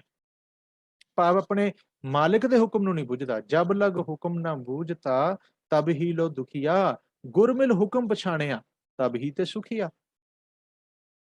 ਹੁਣ ਦੂਜੇ ਪਾਤਸ਼ਾਹ ਦਾ ਆਪਾਂ ਥੋੜਾ ਜਿਹਾ ਇਤਿਹਾਸ ਦਾ ਜ਼ਿਕਰ ਕਰਦੇ ਹਾਂ। ਭਾਈ ਲਹਿਣਾ ਜੀ ਜਦੋਂ ਗੁਰੂ ਅੰਗਦ ਦੇਵ ਜੀ ਲਹਿਣਾ ਜੀ ਦੇ ਰੂਪ ਚ ਗੁਰੂ ਨਾਨਕ ਸਾਹਿਬ ਕੋਲ ਆਏ ਨਾ, ਉਹਨਾਂ ਦੇ ਜੀਵਨ ਦਾ ਜਿਹੜਾ ਇੱਕ ਅਹਿਮ ਪੱਖ ਹੈ ਸਾਧ ਸੰਗਤ, ਉਹ ਇਹ ਹੈ ਵੀ ਉਹਨਾਂ ਨੇ ਗੁਰੂ ਨਾਨਕ ਸਾਹਿਬ ਦਾ 17 ਸਾਲ ਉਹਨਾਂ ਕੋਲ ਰਹਿ ਕੇ ਜਿਹੜੀ ਘਾਲਣਾ ਘਾਲੀ ਹੈ, 7 ਸਾਲ ਸੌਰੀ 7 ਸਾਲਾਂ ਦੇ ਵਿੱਚ ਉਹਨਾਂ ਨੇ ਗੁਰੂ ਨਾਨਕ ਦੇਵ ਜੀ ਦਾ ਹੁਕਮ ਮੰਨਣਾ ਸਿੱਖਿਆ। ਉਹ ਹੁਕਮੀ ਬਣੇ ਨੇ, ਉਹਨਾਂ ਨੇ ਹਰ ਹੁਕਮ ਸੱਤ ਕਰਕੇ ਮੰਨੇ। ਠੀਕ ਹੈ ਵੀ ਇਤਿਹਾਸ ਦੇ ਵਿੱਚ ਕੁਝ ਘਟਨਾਵਾਂ, ਕੁਝ ਸਾਖੀਆਂ, ਸਟੋਰੀਆਂ ਐਸੀਆਂ ਵੀ ਨੇ ਜਿਹੜੀਆਂ ਗੁਰਮਤਿ ਅਨੁਸਾਰ ਨਹੀਂ ਢੁਕਦੀਆਂ, ਪਰ ਉੱਥੇ ਵੀ ਇਹੀ ਗੱਲ ਹੋਰ ਸਮਝਾਉਣ ਦੀ ਕੋਸ਼ਿਸ਼ ਆਉਂਦੀ ਹੈ ਵੀ ਉਹ ਅਸਲ 'ਚ ਹੁਕਮੀ ਸਿੱਖ ਬਣ ਗਏ ਸਨ। ਉਹਨਾਂ ਨੇ ਕਿੰਤੂ ਪਰੰਤੂ ਨਹੀਂ ਕੀਤਾ, ਜੋ ਗੁਰ ਕਹੇ ਸੋਈ ਭਲ ਮਾਨੋ। ਉਹ ਹੁਕਮੀ ਸਿੱਖ ਬਣ ਗਏ। ਤੇ ਆਪਾਂ ਆਸਾ ਕੀ ਵਾਰ 'ਚ ਪੜ੍ਹਦੇ ਹਾਂ, ਹੁਕਮ ਮੰਨਿਆ ਹੋਵੇ ਪ੍ਰਵਾਨ, ਤਾਂ ਖਸਮੈ ਕਾ ਮਹਿਲ ਪਾਏ ਸੀ। ਖਸਮ ਦਾ ਮਹਿਲ ਇਹਨੂੰ ਉਦੋਂ ਹੀ ਮਿਲੇਗਾ ਜਦੋਂ ਹੁਕਮ ਮੰਨ ਕੇ ਪ੍ਰਵਾਨ ਹੋ ਜਾਊਗਾ। ਪਹਿਲਾਂ ਅਸੀਂ ਬਾਹਰੋਂ ਗੁਰਬਾਣੀ ਦਾ ਹੁਕਮ ਮੰਨਣਾ ਹੈ। ਗੁਰਬਾਣੀ ਨੇ ਸਾਨੂੰ ਸਾਡੇ ਅੰਦਰ ਵਾਲੇ ਉਸ ਸਾਗਰ ਨਾਲੇ ਜੋੜ ਦੇਣਾ ਜਿੱਥੋਂ ਸਦਾ ਹੀ ਹੁਕਮ ਚੱਲਦਾ। ਤੇ ਜਦੋਂ ਅੰਦਰਲੇ ਹੁਕਮ ਨਾਲ ਜੁੜ ਗਿਆ, ਮਹਾਰਾਜ ਕਹਿੰਦੇ ਸਮਝ ਲਓ ਸਚਿਆਰਾ ਹੋ ਗਿਆ, ਕੂੜ ਦੀ ਕੰਧ ਟੁੱਟ ਗਈ, ਬੰਧਨ ਕੱਟੇ ਗਏ, ਜੀਵਨ ਮੁਕਤ ਅਵਸਥਾ ਹੋ ਗਈ, ਤੇ ਇਹਦਾ ਜੀਵਨ ਸਫਲ ਹੋ ਗਿਆ। ਤੇ ਉਹ ਹੁਕਮ ਦੀ ਗੱਲ ਗੁਰੂ ਸਾਹਿਬ ਕਰ ਰਹੇ ਨੇ। ਹੁਕਮ ਰਜ਼ਾਈ ਚੱਲਣਾ ਉਸ ਮਾਲਕ ਦੇ ਹੁਕਮ ਦੇ ਵਿੱਚ, ਜਿਹਦੀ ਰਜ਼ਾ ਵਿੱਚ ਸਾਰਾ ਕੁਝ ਚੱਲ ਰਿਹਾ, ਜਿਹਦੀ ਰਜ਼ਾ ਹੀ ਸਾਰੇ ਪਾਸੇ ਵਰਤ ਰਹੀ ਹੈ, ਉਹਦੇ ਵਿੱਚ ਸਾਨੂੰ ਵੀ ਚੱਲਣਾ ਚਾਹੀਦਾ ਹੈ। ਇਹਦਾ ਅਰਥ ਚੱਲਣੇ ਦਾ ਅਰਥ ਹੁਣ ਇੱਕ ਹੋਰ ਸਮਝੋ, ਚੱਲ ਆਪਾਂ ਸਾਰੇ ਹੁਕਮ 'ਚ ਰਹੇ ਹਾਂ, ਇਹ ਵੀ ਧਿਆਨ 'ਚ ਰੱਖਿਓ। ਸਾਡਾ ਜਨਮ ਸੱਚ ਦੇ ਹੁਕਮ 'ਚ ਹੋਇਆ, ਪਰਮੇਸ਼ਰ ਦੇ ਇੱਕ ਦੇ ਹੁਕਮ 'ਚ ਹੋਇਆ। ਬਚਪਨ ਸਾਡਾ ਉਹਦੇ ਹੁਕਮ 'ਚ ਹੈ, ਜਵਾਨੀ ਸਾਡੀ ਉਹਦੇ ਹੁਕਮ 'ਚ ਹੈ, ਬੁਢਾਪਾ ਸਾਡਾ ਉਹਦੇ ਹੁਕਮ 'ਚ ਹੈ, ਮੌਤ ਸਾਡੀ ਉਹਦੇ ਹੁਕਮ 'ਚ ਹੈ, ਦੁੱਖ ਸੁੱਖ ਸਾਡੇ ਉਹਦੇ ਹੁਕਮ 'ਚ ਨੇ। ਪ੍ਰੋਬਲਮ ਕੀ ਹੈ, ਸਮੱਸਿਆ ਕੀ ਵੀ ਮੰਨ ਨਹੀਂ ਰਿਹਾ ਵੀ ਉਹਦੇ ਹੁਕਮ 'ਚ, ਕਹਿੰਦਾ ਨਹੀਂ ਮੇਰੀ ਮਰਜ਼ੀ ਚੱਲ ਰਹੀ ਹੈ, ਬਸ ਆ ਪ੍ਰੋਬਲਮ ਆ ਹੈ। ਰਹਿੰਦਾ ਹੁਕਮ 'ਚ ਹੈ, ਜੰਮਦਾ ਮਰਦਾ ਹੁਕਮ 'ਚ, ਪਰ ਹੁਕਮ ਨੂੰ ਮੰਨ ਨਹੀਂ ਰਿਹਾ। ਬਸ ਜਿਸ ਦਿਨ ਮੰਨ ਗਿਆ ਬੇੜਾ ਤਰ ਗਿਆ, ਮੰਨੇ ਕੀ ਗਤ ਕਹੀ ਨਾ ਜਾਏ। ਇਹਨੂੰ ਹੁਕਮ ਮਨਾਇਆ ਅਸਲ 'ਚ। ਇਹਨੂੰ ਕਹਿ ਦਿੱਤਾ, ਕਹਿੰਦੇ ਦੇਖ ਤੂੰ ਆਪਣੀ ਗੱਲ ਛੱਡ, ਭੈ ਵਿੱਚ ਪਵਨ ਵਹਿ ਸਦਵਾਓ, ਭੈ ਵਿੱਚ ਚੱਲੇ ਲੱਖ ਦਰਿਆਓ, ਭੈ ਵਿੱਚ ਸੂਰਜ, ਭੈ ਵਿੱਚ ਚੰਦ, ਉਹ ਕਰੋੜੀ ਚੰਦ। ਸੂਰਜ ਵੀ ਹੁਕਮ 'ਚ ਹੈ, ਚੰਦਰਮਾ ਹੁਕਮ 'ਚ ਹੈ, ਤਾਰੇ ਹੁਕਮ 'ਚ ਨੇ, ਨਦੀਆਂ, ਦਰਿਆ, ਸਾਗਰ ਹੁਕਮ 'ਚ ਚੱਲਦਾ, ਤੂੰ ਹੁਕਮ ਤੋਂ ਬਾਹਰ ਹੋਏਗਾ ਫਿਰ? ਇਹ ਕਹਿੰਦਾ ਨਹੀਂ ਮੈਂ ਤਾਂ ਹੈਗਾ, ਕਿਉਂਕਿ ਮੈਂ ਕੁਝ ਕਰ ਸਕਦਾ। ਉਹ ਕਹਿੰਦੇ ਤੂੰ ਮੰਨਦਾ ਹੀ ਆ, ਕਰਦਾ ਤੂੰ ਵੀ ਹੁਕਮ 'ਚ ਹੀ ਆ। ਕਰ ਅਸੀਂ ਵੀ ਹੁਕਮ 'ਚ ਰਹੇ ਹਾਂ, ਪਰ ਅਸੀਂ ਮੰਨਦੇ ਹਾਂ ਵੀ ਅਸੀਂ ਹੁਕਮ ਦੇ ਵਿੱਚ ਨਹੀਂ ਹੈ। ਇਹ ਭਰਮ ਨੂੰ ਗੁਰੂ ਸਾਹਿਬ ਦੂਰ ਕਰਨਾ ਚਾਹੁੰਦੇ ਨੇ। ਇਹੀ ਸਾਡੇ ਅੰਦਰ ਇੱਕ ਕੂੜ ਦੀ ਦੀਵਾਰ ਪੈਦਾ ਹੁੰਦੀ ਹੈ। ਇੱਥੋਂ ਹੀ ਅਸੀਂ ਮਾਇਆ ਨਾਲ ਜੁੜਦੇ ਹਾਂ, ਸੰਸਾਰ ਨਾਲ ਸਾਡੀ ਅਟੈਚਮੈਂਟ ਬਣ ਜਾਂਦੀ ਹੈ। ਇੱਥੇ ਸਾਨੂੰ ਜਿਹੜੀ ਜ਼ਹਿਰ ਹੈ ਮਾਇਆ ਦੀ, ਉਹ ਮਿੱਠੀ ਲੱਗਣ ਲੱਗ ਜਾਂਦੀ ਹੈ। ਇੱਥੋਂ ਹੀ ਸਾਡੀਆਂ ਸਮੱਸਿਆਵਾਂ ਸ਼ੁਰੂ ਹੁੰਦੀਆਂ। ਤਾਂ ਮਹਾਰਾਜ ਨੇ ਜੜ ਦੇ ਉੱਪਰ ਕਹਾੜੀ ਰੱਖ ਲਈ, ਕਹਿੰਦੇ ਹੁਕਮ ਰਜ਼ਾਈ ਚੱਲਣਾ, ਨਾਨਕ ਲਿਖਿਆ ਨਾਲ। ਉਹ ਹੁਕਮ ਤੇਰੇ ਹਮੇਸ਼ਾ ਨਾਲ ਵਰਤਦਾ ਹੈ, ਤੇਰੇ ਨਾਲ ਹੈ, ਤੇਰੇ ਨਾਲ ਚੱਲਦਾ ਹੈ। ਤੇ ਉਹਦੇ ਨਾਲ ਜੇ ਤੂੰ ਸਹਿਮਤ ਹੋ ਜਾਵੇਂ, ਉਹਨੂੰ ਮੰਨ ਲੈ, ਉਹਦੇ ਭਾਣੇ 'ਚ, ਉਹਦੀ ਰਜ਼ਾ 'ਚ ਆ ਜਾਏ, ਤੇ ਤੇਰੇ ਅੰਦਰ ਕੂੜ ਦੀ ਕੰਧ ਟੁੱਟ ਜਾਏਗੀ, ਮੈਲ ਲੈ ਜਾਏਗੀ, ਤੇ ਤੂੰ ਸਚਿਆਰਾ ਹੋ ਜਾਏਗਾ। ਤੇ ਸਚਿਆਰ ਸਿੱਖ ਬੈਠੇ ਸਤਿਗੁਰ ਪਾਸ, ਸਚਿਆਰ ਉਹਦਾ ਰੂਪ ਹੋ ਜਾਂਦੇ ਨੇ। ਕਿਵ ਸਚਿਆਰਾ ਹੋਈ ਹੈ, ਕਿਵ ਕੂੜਾ ਟੁੱਟੈ ਪਾਰ। ਹੁਣ ਇਹ ਜਿਹੜੀ ਪੰਕਤੀ ਆਈ ਹੈ, ਇਹ ਸਮੁੱਚੀ ਮਾਨਵਤਾ ਵਾਸਤੇ ਹੈ। ਜਿਹੜਾ ਇਹ ਜੀਵ ਹੈ, ਸਮੁੱਚੀ ਮਾਨਵਤਾ ਹੈ, ਉਹ ਕੂੜਿਆਰ ਦੇ ਵਿੱਚ ਹੈ। ਪਹਿਲਾਂ ਤਾਂ ਇਸ ਚੀਜ਼ ਨੂੰ ਐਕਸੈਪਟ ਕਰਨਾ ਪਏਗਾ, ਸਾਨੂੰ ਮੰਨਣਾ ਪੈਣਾ ਗਾ ਵੀ ਹਾਂ ਅਸੀਂ ਕੂੜ ਦੇ ਵਿੱਚ ਬੱਧੇ ਹੋਏ ਹਾਂ। 10ਵੀਂ ਪੌੜੀ ਆਸਾ ਕੀ ਵਾਰ, ਉਹਦੇ ਵਿੱਚ ਸ਼ਲੋਕ ਚ ਮਹਾਰਾਜ ਨੇ ਗੱਲ ਕੀਤੀ, ਕਹਿੰਦੇ ਕੂੜ ਰਾਜਾ, ਕੂੜ ਪ੍ਰਜਾ, ਕੂੜ ਸਭ ਸੰਸਾਰ।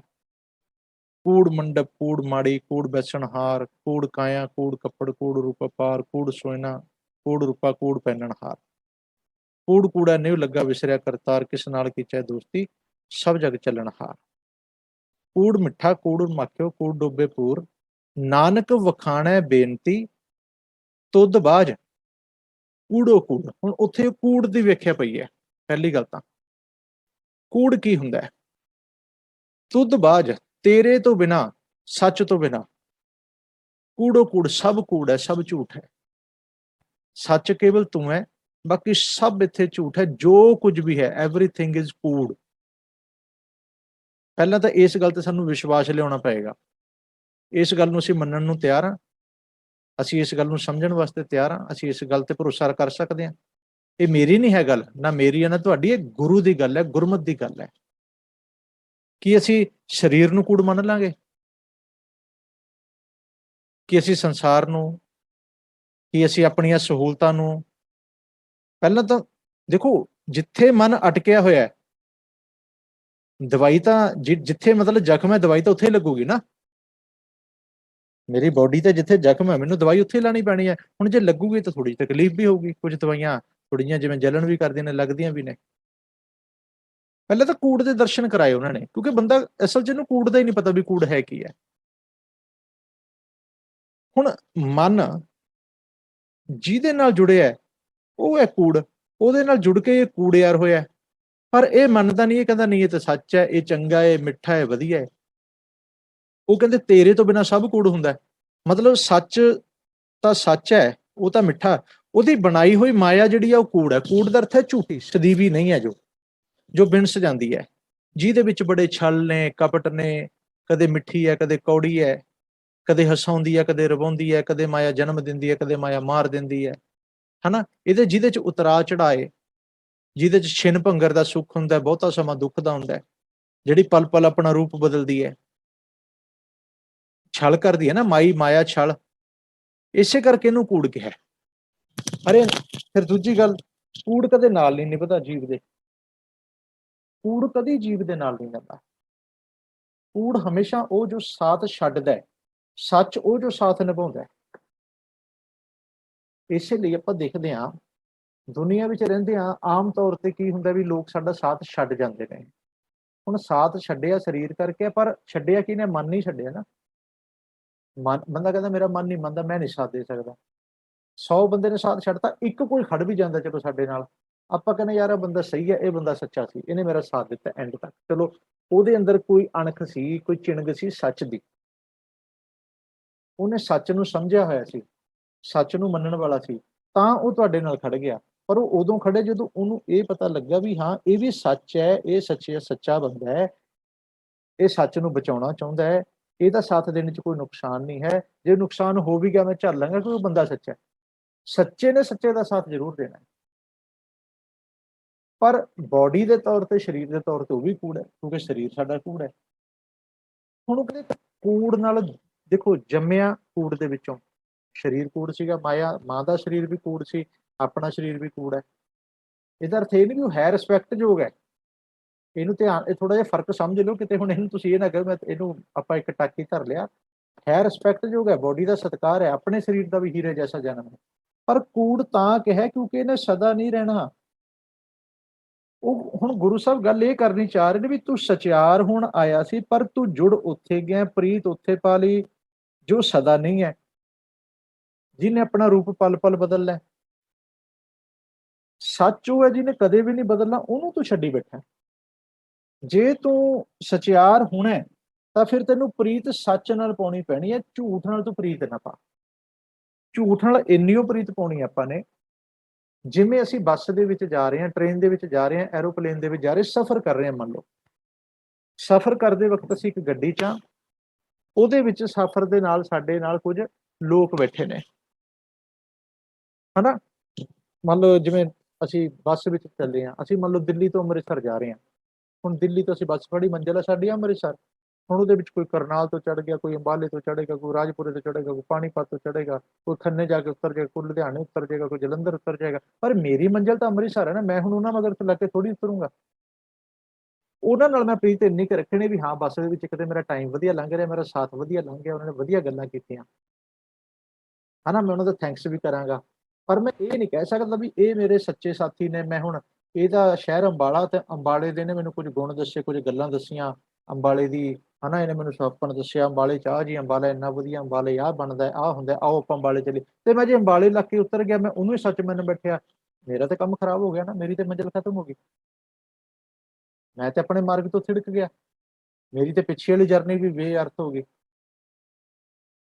ਉਹ ਇਹ ਗੱਲ ਗੁਰੂ ਸਾਹਿਬ ਕਹਿ ਰਹੇ ਨੇ, ਕਹਿੰਦੇ ਜਿੰਨੇ ਰਿਸ਼ਤੇ ਨੇ ਮਾਤ ਪਿਤਾ ਬਨਿਤਾ ਸੁਤ ਬੰਧਪ ਇਸ਼ਟ ਮੀਤ ਅਰ ਭਾਈ, ਇਹ ਪੂਰਬ ਜਨਮ ਕੇ ਮਿਲੇ ਸੰਜੋਗੀ, ਪਰ ਅੰਤੈ ਕੋ ਨਾ ਸਹਾਈ, ਕਿਉਂ? ਕਿਉਂਕਿ ਕੂੜ ਨੇ, ਸਾਥ ਨਹੀਂ ਦੇ ਸਕਦੇ ਤੇਰਾ, ਸਦਾ ਤੇਰੇ ਨਾਲ ਨਹੀਂ ਨਿਭਣ ਵਾਲੇ। ਇਸ ਸੱਚਾਈ ਨੂੰ ਸਮਝ, ਇਸ ਹਕੀਕਤ ਨੂੰ ਸਮਝ। ਸੱਚੀ ਪ੍ਰੀਤ ਸੱਚ ਨਾਲ ਹੀ ਪੈ ਸਕਦੀ ਹੈ, ਕੂੜ ਨਾਲ ਝੂਠ ਪ੍ਰੀਤੀ ਹੁੰਦੀ ਹੈ। ਝੂਠਾ ਕੀਰੇ ਝੂਠ ਪ੍ਰੀਤੀ। ਹੁਣ ਇਹ ਗੱਲ, ਇਹਨੂੰ ਸਮਝਾਉਣ ਵਾਸਤੇ ਪਹਿਲਾਂ ਉਦਾਹਰਨਾਂ ਵੀ ਦੇ ਦਿੱਤੀਆਂ। ਉੱਥੇ ਗੱਲ ਉਹਨਾਂ ਨੇ ਇਹ ਕਰ ਲਈ ਵੀ ਕਿਉਂਕਿ ਵੀ ਚਲੋ ਜਿਨ੍ਹਾਂ ਨੂੰ ਥੋੜਾ ਬਹੁਤਾ ਗਿਆਨ ਹੋਇਆ, ਉਹਨਾਂ ਨੂੰ ਪਤਾ ਲੱਗਾ ਵੀ ਅਸੀਂ ਸੰਸਾਰ ਚ ਆਏ ਹਾਂ, ਬੰਧਨ ਹੈ, ਅਸੀਂ ਛੁਟਕਾਰਾ ਕਰਨਾ ਹੈ, ਤੇ ਉਹਨਾਂ ਨੇ ਕਹਿੰਦੇ ਉਹ ਢੰਗ ਤਰੀਕੇ ਗਲਤ ਅਪਣਾ ਲਏ। ਉਹ ਬੱਸ ਜਿਹੜੀ ਦਿੱਲੀ ਤੋਂ ਚੱਲੀ ਸੀ ਅੰਮ੍ਰਿਤਸਰ ਜਾਣ ਵਾਸਤੇ, ਕੋਈ ਉੱਥੋਂ ਗਾਜ਼ੀਆਬਾਦ ਨੂੰ ਲੰਘ ਗਿਆ, ਕੋਈ ਰਾਜਸਥਾਨ ਵਾਲੇ ਪਾਸੇ ਨੂੰ ਤੁਰ ਪਿਆ, ਹਨਾ, ਕਿਸੇ ਕੋਈ ਬੈਕ ਗੇਅਰ ਮਾਰ ਗਿਆ, ਕੋਈ ਪਿੱਛੇ ਨੂੰ ਚੱਲ ਪਿਆ ਬੰਬੇ ਵਾਲੇ ਨੂੰ, ਉਹ ਤਾਂ ਜਮੀ ਖਤਮ ਆ ਕਹਾਣੀ, ਉਹ ਤਾਂ ਪਹੁੰਚ ਹੀ ਨਹੀਂ ਨਾ ਸਕਦਾ। ਹੁਣ ਉੱਥੇ ਫਿਰ ਸਾਨੂੰ ਦੱਸਣਾ ਪਏਗਾ ਵੀ ਭਲਿਓ ਅੰਮ੍ਰਿਤਸਰ ਜਾਣ ਵਾਸਤੇ ਸਭ ਤੋਂ ਪਹਿਲਾਂ ਤੁਹਾਨੂੰ ਰੋਡ ਦਾ ਪਤਾ ਹੋਣਾ ਚਾਹੀਦਾ ਵੀ ਰੋਡ ਕਿਹੜਾ, ਰੂਟ ਕੀ ਹੈ। ਜੇ ਤੁਸੀਂ ਇੱਕ ਰੂਟ ਵੀ ਗਲਤ ਫੜ ਲਿਆ, ਤੁਸੀਂ ਬਹੁਤ ਦੂਰ ਨਿਕਲ ਜਾਓਗੇ। ਉਹ ਸਚਿਆਰੇ ਹੋਣ ਦਾ ਰੂਟ ਗਲਤ ਫੜੀ ਬੈਠਾ ਹੈ, ਹਨਾ, ਉਹ ਇੱਕ ਸਹਿਜ ਸਿਆਣਪਾਂ ਦਾ ਰੂਟ ਫੜੀ ਬੈਠਾ ਹੈ, ਇੱਕ ਭੁੱਖਿਆਂ ਦਾ ਰੂਟ ਫੜੀ ਬੈਠਾ ਹੈ, ਇੱਕ ਸੋਚਿਆ ਸੋਚਣਾ ਦਾ ਰੂਟ ਫੜੀ ਬੈਠਾ ਹੈ, ਇੱਕ ਚੁੱਪੈ ਚੁੱਪ ਦਾ ਰੂਟ ਫੜੀ ਬੈਠਾ। ਰੂਟ ਚਾਰੇ ਹੀ ਗਲਤ ਨੇ, ਕਿੱਦਾਂ ਪਹੁੰਚੋਗੇ? ਅਸਲੀ ਰੂਟ ਤੇ ਆਣਾ ਪੈਣਾ। ਉਹ ਕੀ ਕਹਿੰਦੇ, ਹੁਕਮ ਰਜ਼ਾਈ ਚੱਲਣਾ। ਜੇ ਤੂੰ ਅੰਮ੍ਰਿਤਸਰ ਪਹੁੰਚਣਾ ਹੈ, ਜੇ ਤੂੰ ਸਚਿਆਰ ਹੋਣਾ ਹੈ, ਤਾਂ ਤੈਨੂੰ ਸਭ ਤੋਂ ਪਹਿਲੀ ਗੱਲ, ਜਿਹੜੀ ਇਹ ਗੱਡੀ ਚੱਲੀ ਹੈ ਇਹਦੇ ਵਿੱਚ ਬਹਿ ਜਾ ਤੇ ਇਹਦੇ ਹੁਕਮ 'ਚ ਚੱਲੀ। ਬੱਸ ਦੇ ਵਿੱਚ ਕੁਝ ਰੂਲਸ ਲਿਖੇ ਹੋਏ ਨੇ, ਰੈਗੂਲੇਸ਼ਨ ਲਿਖੇ ਨੇ। ਬੱਸ ਦੇ ਵਿੱਚ ਬੈਠੋਗੇ ਤੇ ਸਿਰ ਨਹੀਂ ਜੀ ਬਾਹਰ ਕੱਢਣਾ, ਬਾਂਹ ਨਹੀਂ ਬਾਹਰ ਕੱਢਣੀ। ਉਹ ਵੀਰ ਜੀ ਵਾਲੀ ਗੱਲ ਆ ਗਈ, ਮਨਜੀਤ ਸਿੰਘ ਵੀਰ ਜੀ ਵਾਲੀ ਵੀ, ਡੋਂਟਸ, ਕੀ ਨਹੀਂ ਕਰਨਾ। ਬੱਸ ਵਿੱਚ ਬੈਠਦਿਆਂ ਸਪਿਟਿੰਗ ਨਹੀਂ ਕਰਨੀ, ਛਿਲਕੇ ਨਹੀਂ ਖਿਲਾਰਨੇ, ਸੀਟਾਂ ਨਹੀਂ ਪਾੜਦੀਆਂ, ਸੀਟਾਂ ਤੇ ਕੁਝ ਲਿਖਣਾ ਨਹੀਂ ਹੈ। ਪਿਆਰ ਨਾਲ ਬੈਠਣਾ, ਜਿੰਨੇ ਮੁਸਾਫਿਰ ਰਸਤੇ 'ਚ ਮਿਲਣਗੇ ਸਾਰਿਆਂ ਨਾਲ ਮਿਲ ਬੈਠਣਾ, ਸਾਰਿਆਂ ਨਾਲ ਹੱਸ ਕੇ ਗੱਲ ਕਰਨੀ ਹੈ, ਗਾਲੀ ਗਲੋਚ ਨਹੀਂ ਕਰਨੀ, ਲੜਨਾ ਨਹੀਂ, ਕਿਸੇ ਦਾ ਕੋਈ ਚੀਜ਼ ਨਹੀਂ ਚੁਰਾਣੀ। ਇਹ ਨਾ ਵੀ ਤੂੰ ਆਪਣੇ ਬੈਗ ਨੂੰ ਦੂਜੇ ਨਾਲ ਬਦਲਾ ਲੈ, ਦੂਜੇ ਦਾ ਸਮਾਨ ਕੱਢ ਕੇ ਆਪਣੇ ਬੈਗ 'ਚ ਪਾ ਲੈ, ਠੀਕ ਹੈ ਨਾ, ਕਿਉਂਕਿ ਤੂੰ ਸਚਿਆਰ ਹੋਣਾ ਹੈ। ਔਰ ਇਹ ਜਿਹੜੀ ਬੱਸ ਹੈ ਇਹ ਬੜੀ ਬਾਕਮਾਲ ਹੈ, ਇਹ ਜੀਵਨ ਯਾਤਰਾ ਬੜੀ ਵਧੀਆ ਹੈ, ਇਹ ਹੀਰੇ ਜੈਸਾ ਜਨਮ ਹੈ। ਕਿਉਂਕਿ ਤੂੰ ਪ੍ਰਾਪਤ ਵੀ ਹੀਰਾ ਕਰਨਾ ਹੈ ਤੇ ਤੈਨੂੰ ਹੀਰੇ ਜੈਸਾ ਜਨਮ ਦੇਣਾ ਪਿਆ। ਤਾਂ ਪਹਿਲਾਂ ਤੈਨੂੰ ਕੂੜ ਦਾ ਪਤਾ ਲੱਗ ਜਾਏ। ਸਾਰੀਆਂ, ਇਹ ਸਾਰਾ ਜੀਵਨ, ਸਾਰਾ ਸੰਸਾਰ, ਸਾਰੇ ਰਿਸ਼ਤੇ, ਮੇਰਾ ਆਪਣਾ ਸਰੀਰ ਵੀ, ਇੱਥੋਂ ਦੀ ਸੁੱਖ ਸਹੂਲਤਾਂ, ਮਾਇਆ ਦੇ ਸਾਰੇ ਰੂਪ ਮੇਰੇ ਲਈ ਹੈਲਪਿੰਗ ਪੁਆਇੰਟ ਨੇ, ਹੈਲਪ ਕਰ ਰਹੇ ਨੇ ਮੇਰੀ, ਇਹ ਮੈਨੂੰ ਹੈਲਪ ਦੇਣਗੇ, ਮਦਦ ਮੇਰੀ ਕਰ ਰਹੇ ਨੇ। ਕਿਸ ਵਾਸਤੇ? ਮੈਂ ਸਚਿਆਰ ਹੋ ਜਾਏ, ਇਸ ਵਾਸਤੇ ਨੇ। ਪਰ ਇਹ ਸਚਿਆਰੇ ਨਹੀਂ ਹੈ। ਬੱਸ ਵੀ ਮੇਰੀ ਹੈਲਪ ਕਰ ਰਹੀ ਹੈ, ਪਰ ਬੱਸ ਸਚਿਆਰੀ ਥੋੜੀ ਹੈ ਨਾ, ਬੱਸ ਮੇਰੀ ਮੰਜ਼ਿਲ ਹੈ। ਬੱਸ ਤਾਂ ਹਰਮੰਦਰ ਨਹੀਂ ਹੈਗੀ, ਅੰਮ੍ਰਿਤਸਰ ਨਹੀਂ ਹੈਗੀ, ਪਰ ਬੱਸ ਮੈਨੂੰ ਲੈ ਕੇ ਜਾ ਰਹੀ ਹੈ। ਫਿਰ ਰਸਤੇ ਵਿੱਚ ਇੱਕ ਮੰਨ ਲਓ ਪੱਥਰ ਲੱਗਿਆ ਹੋਇਆ, ਦਿੱਲੀ ਤੋਂ ਅਸੀਂ ਤੁਰਨ ਲੱਗੇ ਹਾਂ, 100 ਕਿਲੋਮੀਟਰ ਤੇ ਆ ਕੇ ਲਿਖਿਆ ਅੰਮ੍ਰਿਤਸਰ, ਐਰੋ ਲਿਖਿਆ ਹੋਇਆ ਵੀ ਇੱਥੋਂ ਥੋੜਾ ਜਿਹਾ ਲੈਫਟ ਹੋ ਜਾਓ, ਆਹ ਰਸਤਾ ਤੇ ਹੋਰ ਪਾਸੇ ਜਾਂਦਾ ਹੈ। ਹੁਣ ਮੈਂ ਉਹ ਜਿਹੜਾ ਮੀਲ ਪੱਥਰ ਕਹਿੰਦੇ ਨੇ, ਮਾਈਲ ਸਟੋਨ, ਉੱਥੇ ਮੈਂ ਰੁਕ ਜਾ, ਉੱਤੇ ਲਿਖਿਆ ਸੀ ਅੰਮ੍ਰਿਤਸਰ, ਮੈਂ ਉੱਥੇ ਬੈਠ ਕੇ ਉਹਦੀ ਪੂਜਾ ਕਰਨ ਲੱਗ ਗਿਆ। ਅੰਮ੍ਰਿਤਸਰ ਆ ਗਿਆ ਜੀ, ਅੰਮ੍ਰਿਤਸਰ ਲਿਖਿਆ ਹੋਇਆ, ਐਰੋ ਵੀ ਬਣਿਆ ਅੰਮ੍ਰਿਤਸਰ ਦਾ, ਮੈਂ ਉੱਥੇ ਬੈਠ ਗਿਆ, ਉਹ ਮਾਈਲ ਸਟੋਨ ਤੇ ਫੁੱਲਾਂ ਦੇ ਹਾਰ ਪਾਤੇ, ਉੱਥੇ ਧੂਪ ਬੱਤੀ ਕਰਨ ਲੱਗ ਗਿਆ। ਅੰਮ੍ਰਿਤਸਰ ਅੰਮ੍ਰਿਤਸਰ ਕਹਿ, ਮੈਂ ਤਾਂ ਪਹੁੰਚਿਆ ਤਾਂ ਮੈਂ ਹੈ ਨਹੀਂ, ਮੈਂ ਪਹੁੰਚ ਥੋੜੀ ਗਿਆ। ਕੁਛ ਲੋਕ ਇਹ ਕੁਝ ਕਰਨ ਲੱਗ ਪਏ, ਮਾਈਲ ਸਟੋਨ ਨੂੰ ਪੂਜਣ ਲੱਗ ਪਏ, ਪੱਥਰ ਨੂੰ ਪੂਜਣ ਲੱਗ ਪਏ, ਸੰਸਾਰ ਨੂੰ ਪੂਜਣ ਲੱਗ ਪਏ, ਬਣਾਈ ਹੋਈ ਕ੍ਰਿਤ ਨੂੰ ਪੂਜਣ ਲੱਗ ਪਏ। ਉਹ ਵੀ ਕਹਿੰਦੇ ਰਾਹ ਦੇ ਵਿੱਚ ਹੀ ਰਹਿ ਗਏ। ਕਿਉਂ? ਉਹ ਕੂੜ ਚ ਰੁੱਝ ਗਏ। ਉਹ ਵੀ ਇਹ ਸਾਧਨ ਸੀ। ਮਾਇਆ ਕੀ ਹੈ? ਮਾਇਆ ਅਸਲ ਵਿੱਚ ਸਾਧਨ ਹੈ। ਇੱਕ ਸਾਧਨ, ਇੱਕ ਮੰਜ਼ਿਲ ਹੈ, ਡੈਸਟੀਨੇਸ਼ਨ ਹੈ। ਅਸੀਂ ਸਾਧਨ ਨੂੰ ਡੈਸਟੀਨੇਸ਼ਨ ਬਣਾ ਲਿਆ, ਅਸੀਂ ਮਾਇਆ ਨੂੰ ਮੰਜ਼ਿਲ ਮੰਨ ਬੈਠੇ ਹਾਂ। ਇਸ ਕਰਕੇ ਅੱਜ ਮਾਇਆ ਦੀ ਪੂਜਾ ਹੋ ਰਹੀ ਹੈ, ਮਾਇਆ ਪਿੱਛੇ ਦੌੜ ਭੱਜ ਹੈ। ਸਾਰਾ ਸੰਸਾਰੀ ਮਾਇਆ ਕਾਰਨ ਧਾਵ ਹੀ, ਮੂਰਖ ਲੋਕ ਅਜਾਨ, ਮੰਜ਼ਿਲ ਛੱਡੀ ਬੈਠੇ ਆ, ਡੈਸਟੀਨੇਸ਼ਨ ਦਾ ਪਤਾ ਹੀ ਨਹੀਂ।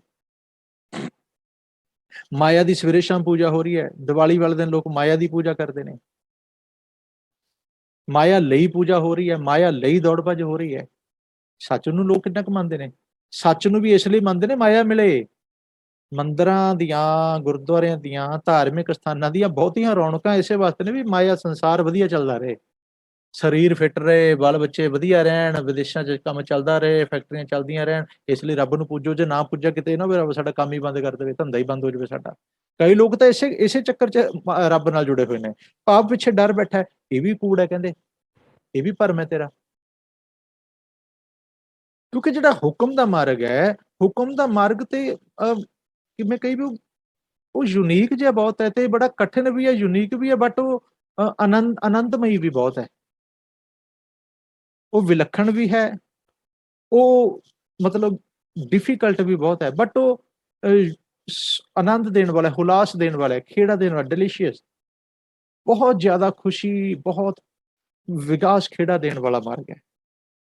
ਪਰ ਕਿਉਂਕਿ ਉਹਦੇ ਬਾਰੇ ਹੁਣ ਬੋਧ ਨਹੀਂ ਹੈ, ਉਹਦੇ ਬਾਰੇ ਗਿਆਨ ਨਹੀਂ ਹੈ, ਉਹਦੀ ਸਾਨੂੰ ਸਮਝ ਨਹੀਂ ਹੈ, ਕੁਛ ਸਮਝਾਇਆ ਵੀ ਨਹੀਂ ਗਿਆ, ਕੁਛ ਮੇਰੇ ਵਰਗੇ ਦੀ ਸੋਚ ਵੀ ਨਹੀਂ ਸੀ, ਮੇਰਾ ਆਪਣਾ ਵੀ ਯਤਨ ਥੋੜੀ ਸੀਗਾ ਮੈਂ ਸਮਝਾਂ ਬਹੁਤ ਜ਼ਿਆਦਾ, ਮੇਰੀ ਇੱਛਾ ਵੀ ਨਹੀਂ ਸੀ ਜਾਗੀ।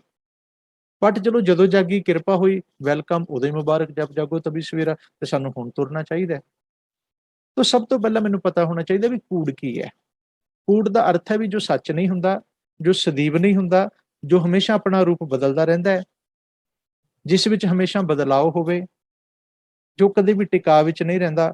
ਇਸ ਕਰਕੇ ਪਤਾ ਲੱਗਦਾ ਵੀ ਫਿਰ ਸਾਰਾ ਸੰਸਾਰ ਮਾਇਆ ਦਾ ਰੂਪ ਹੈ, ਮੈਟਰ ਦਾ ਰੂਪ ਹੈ, ਕੂੜ ਹੈ। ਜੇ ਮੇਰਾ ਮਨ ਇਹਦੇ ਨਾਲ ਜੁੜਿਆ ਰਿਹਾ, ਮਨ ਕਰਕੇ ਮੈਂ ਇਸ ਮੋਹ ਮਾਇਆ 'ਚ ਫਸਿਆ ਰਿਹਾ, ਤਾਂ ਮੈਂ ਕੂੜਿਆਰ ਹੀ ਹਾਂ, ਮੈਂ ਸਚਿਆਰ ਨਹੀਂ ਹੋਇਆ। ਹੁਣ ਸਚਿਆਰ ਕਿਵੇਂ ਹੋਣਾ? ਕਿਉਂਕਿ ਮਕਸਦ ਮੇਰਾ ਸਚਿਆਰ ਹੋਣਾ ਹੈ। ਕੂੜ ਦੇ ਦਰਸ਼ਨ ਤਾਂ ਹੋ ਗਏ, ਹੁਣ ਮੈਨੂੰ ਪਤਾ ਲੱਗਿਆ ਤੂੰ ਸਚਿਆਰ ਹੋਣਾ। ਕਿਵੇਂ ਹੋਏਗਾ? ਕਹਿੰਦੇ ਹੁਕਮ ਰਜ਼ਾਈ ਚੱਲਣਾ। ਤੈਨੂੰ ਹੁਕਮ, ਰਜ਼ਾ, ਹੁਕਮ ਦੇ ਵਿੱਚ ਤੇ ਰਜ਼ਾ ਵਿੱਚ ਚੱਲਣਾ ਪਏਗਾ। ਦੋਨੇ ਇੱਕੋ ਹੀ ਆ। ਫਾਰਸੀ ਵਿੱਚ ਰਜ਼ਾ ਕਹਿੰਦੇ ਨੇ ਤੇ ਆਪਣੀ ਸੰਸਕ੍ਰਿਤ ਭਾਸ਼ਾ ਵਿੱਚ ਹੁਕਮ ਕਹਿੰਦੇ ਨੇ।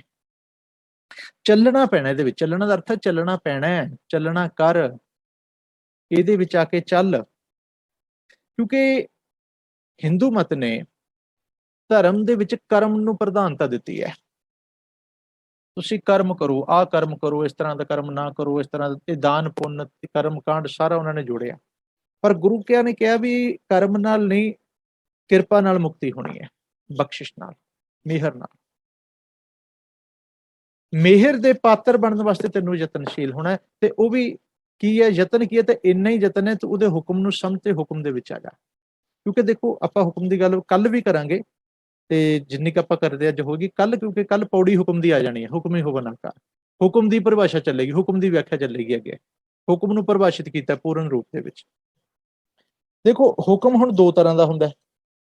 ਇੱਕ ਮੇਰਾ ਵੀ ਤਾਂ ਹੁਕਮ ਹੈ ਨਾ। ਹੁਕਮ ਕੀ ਹੈ? ਮਨ ਭਾਵਦੇ ਰਾ ਭੀੜੈ ਅੱਗੇ ਜਾਵਣਾ, ਆਪਣੇ ਭਾਣੇ ਜੋ ਚੱਲੇ ਭਾਈ ਵਿਛੜ ਝੂਠਾਂ ਖਾਵੇ।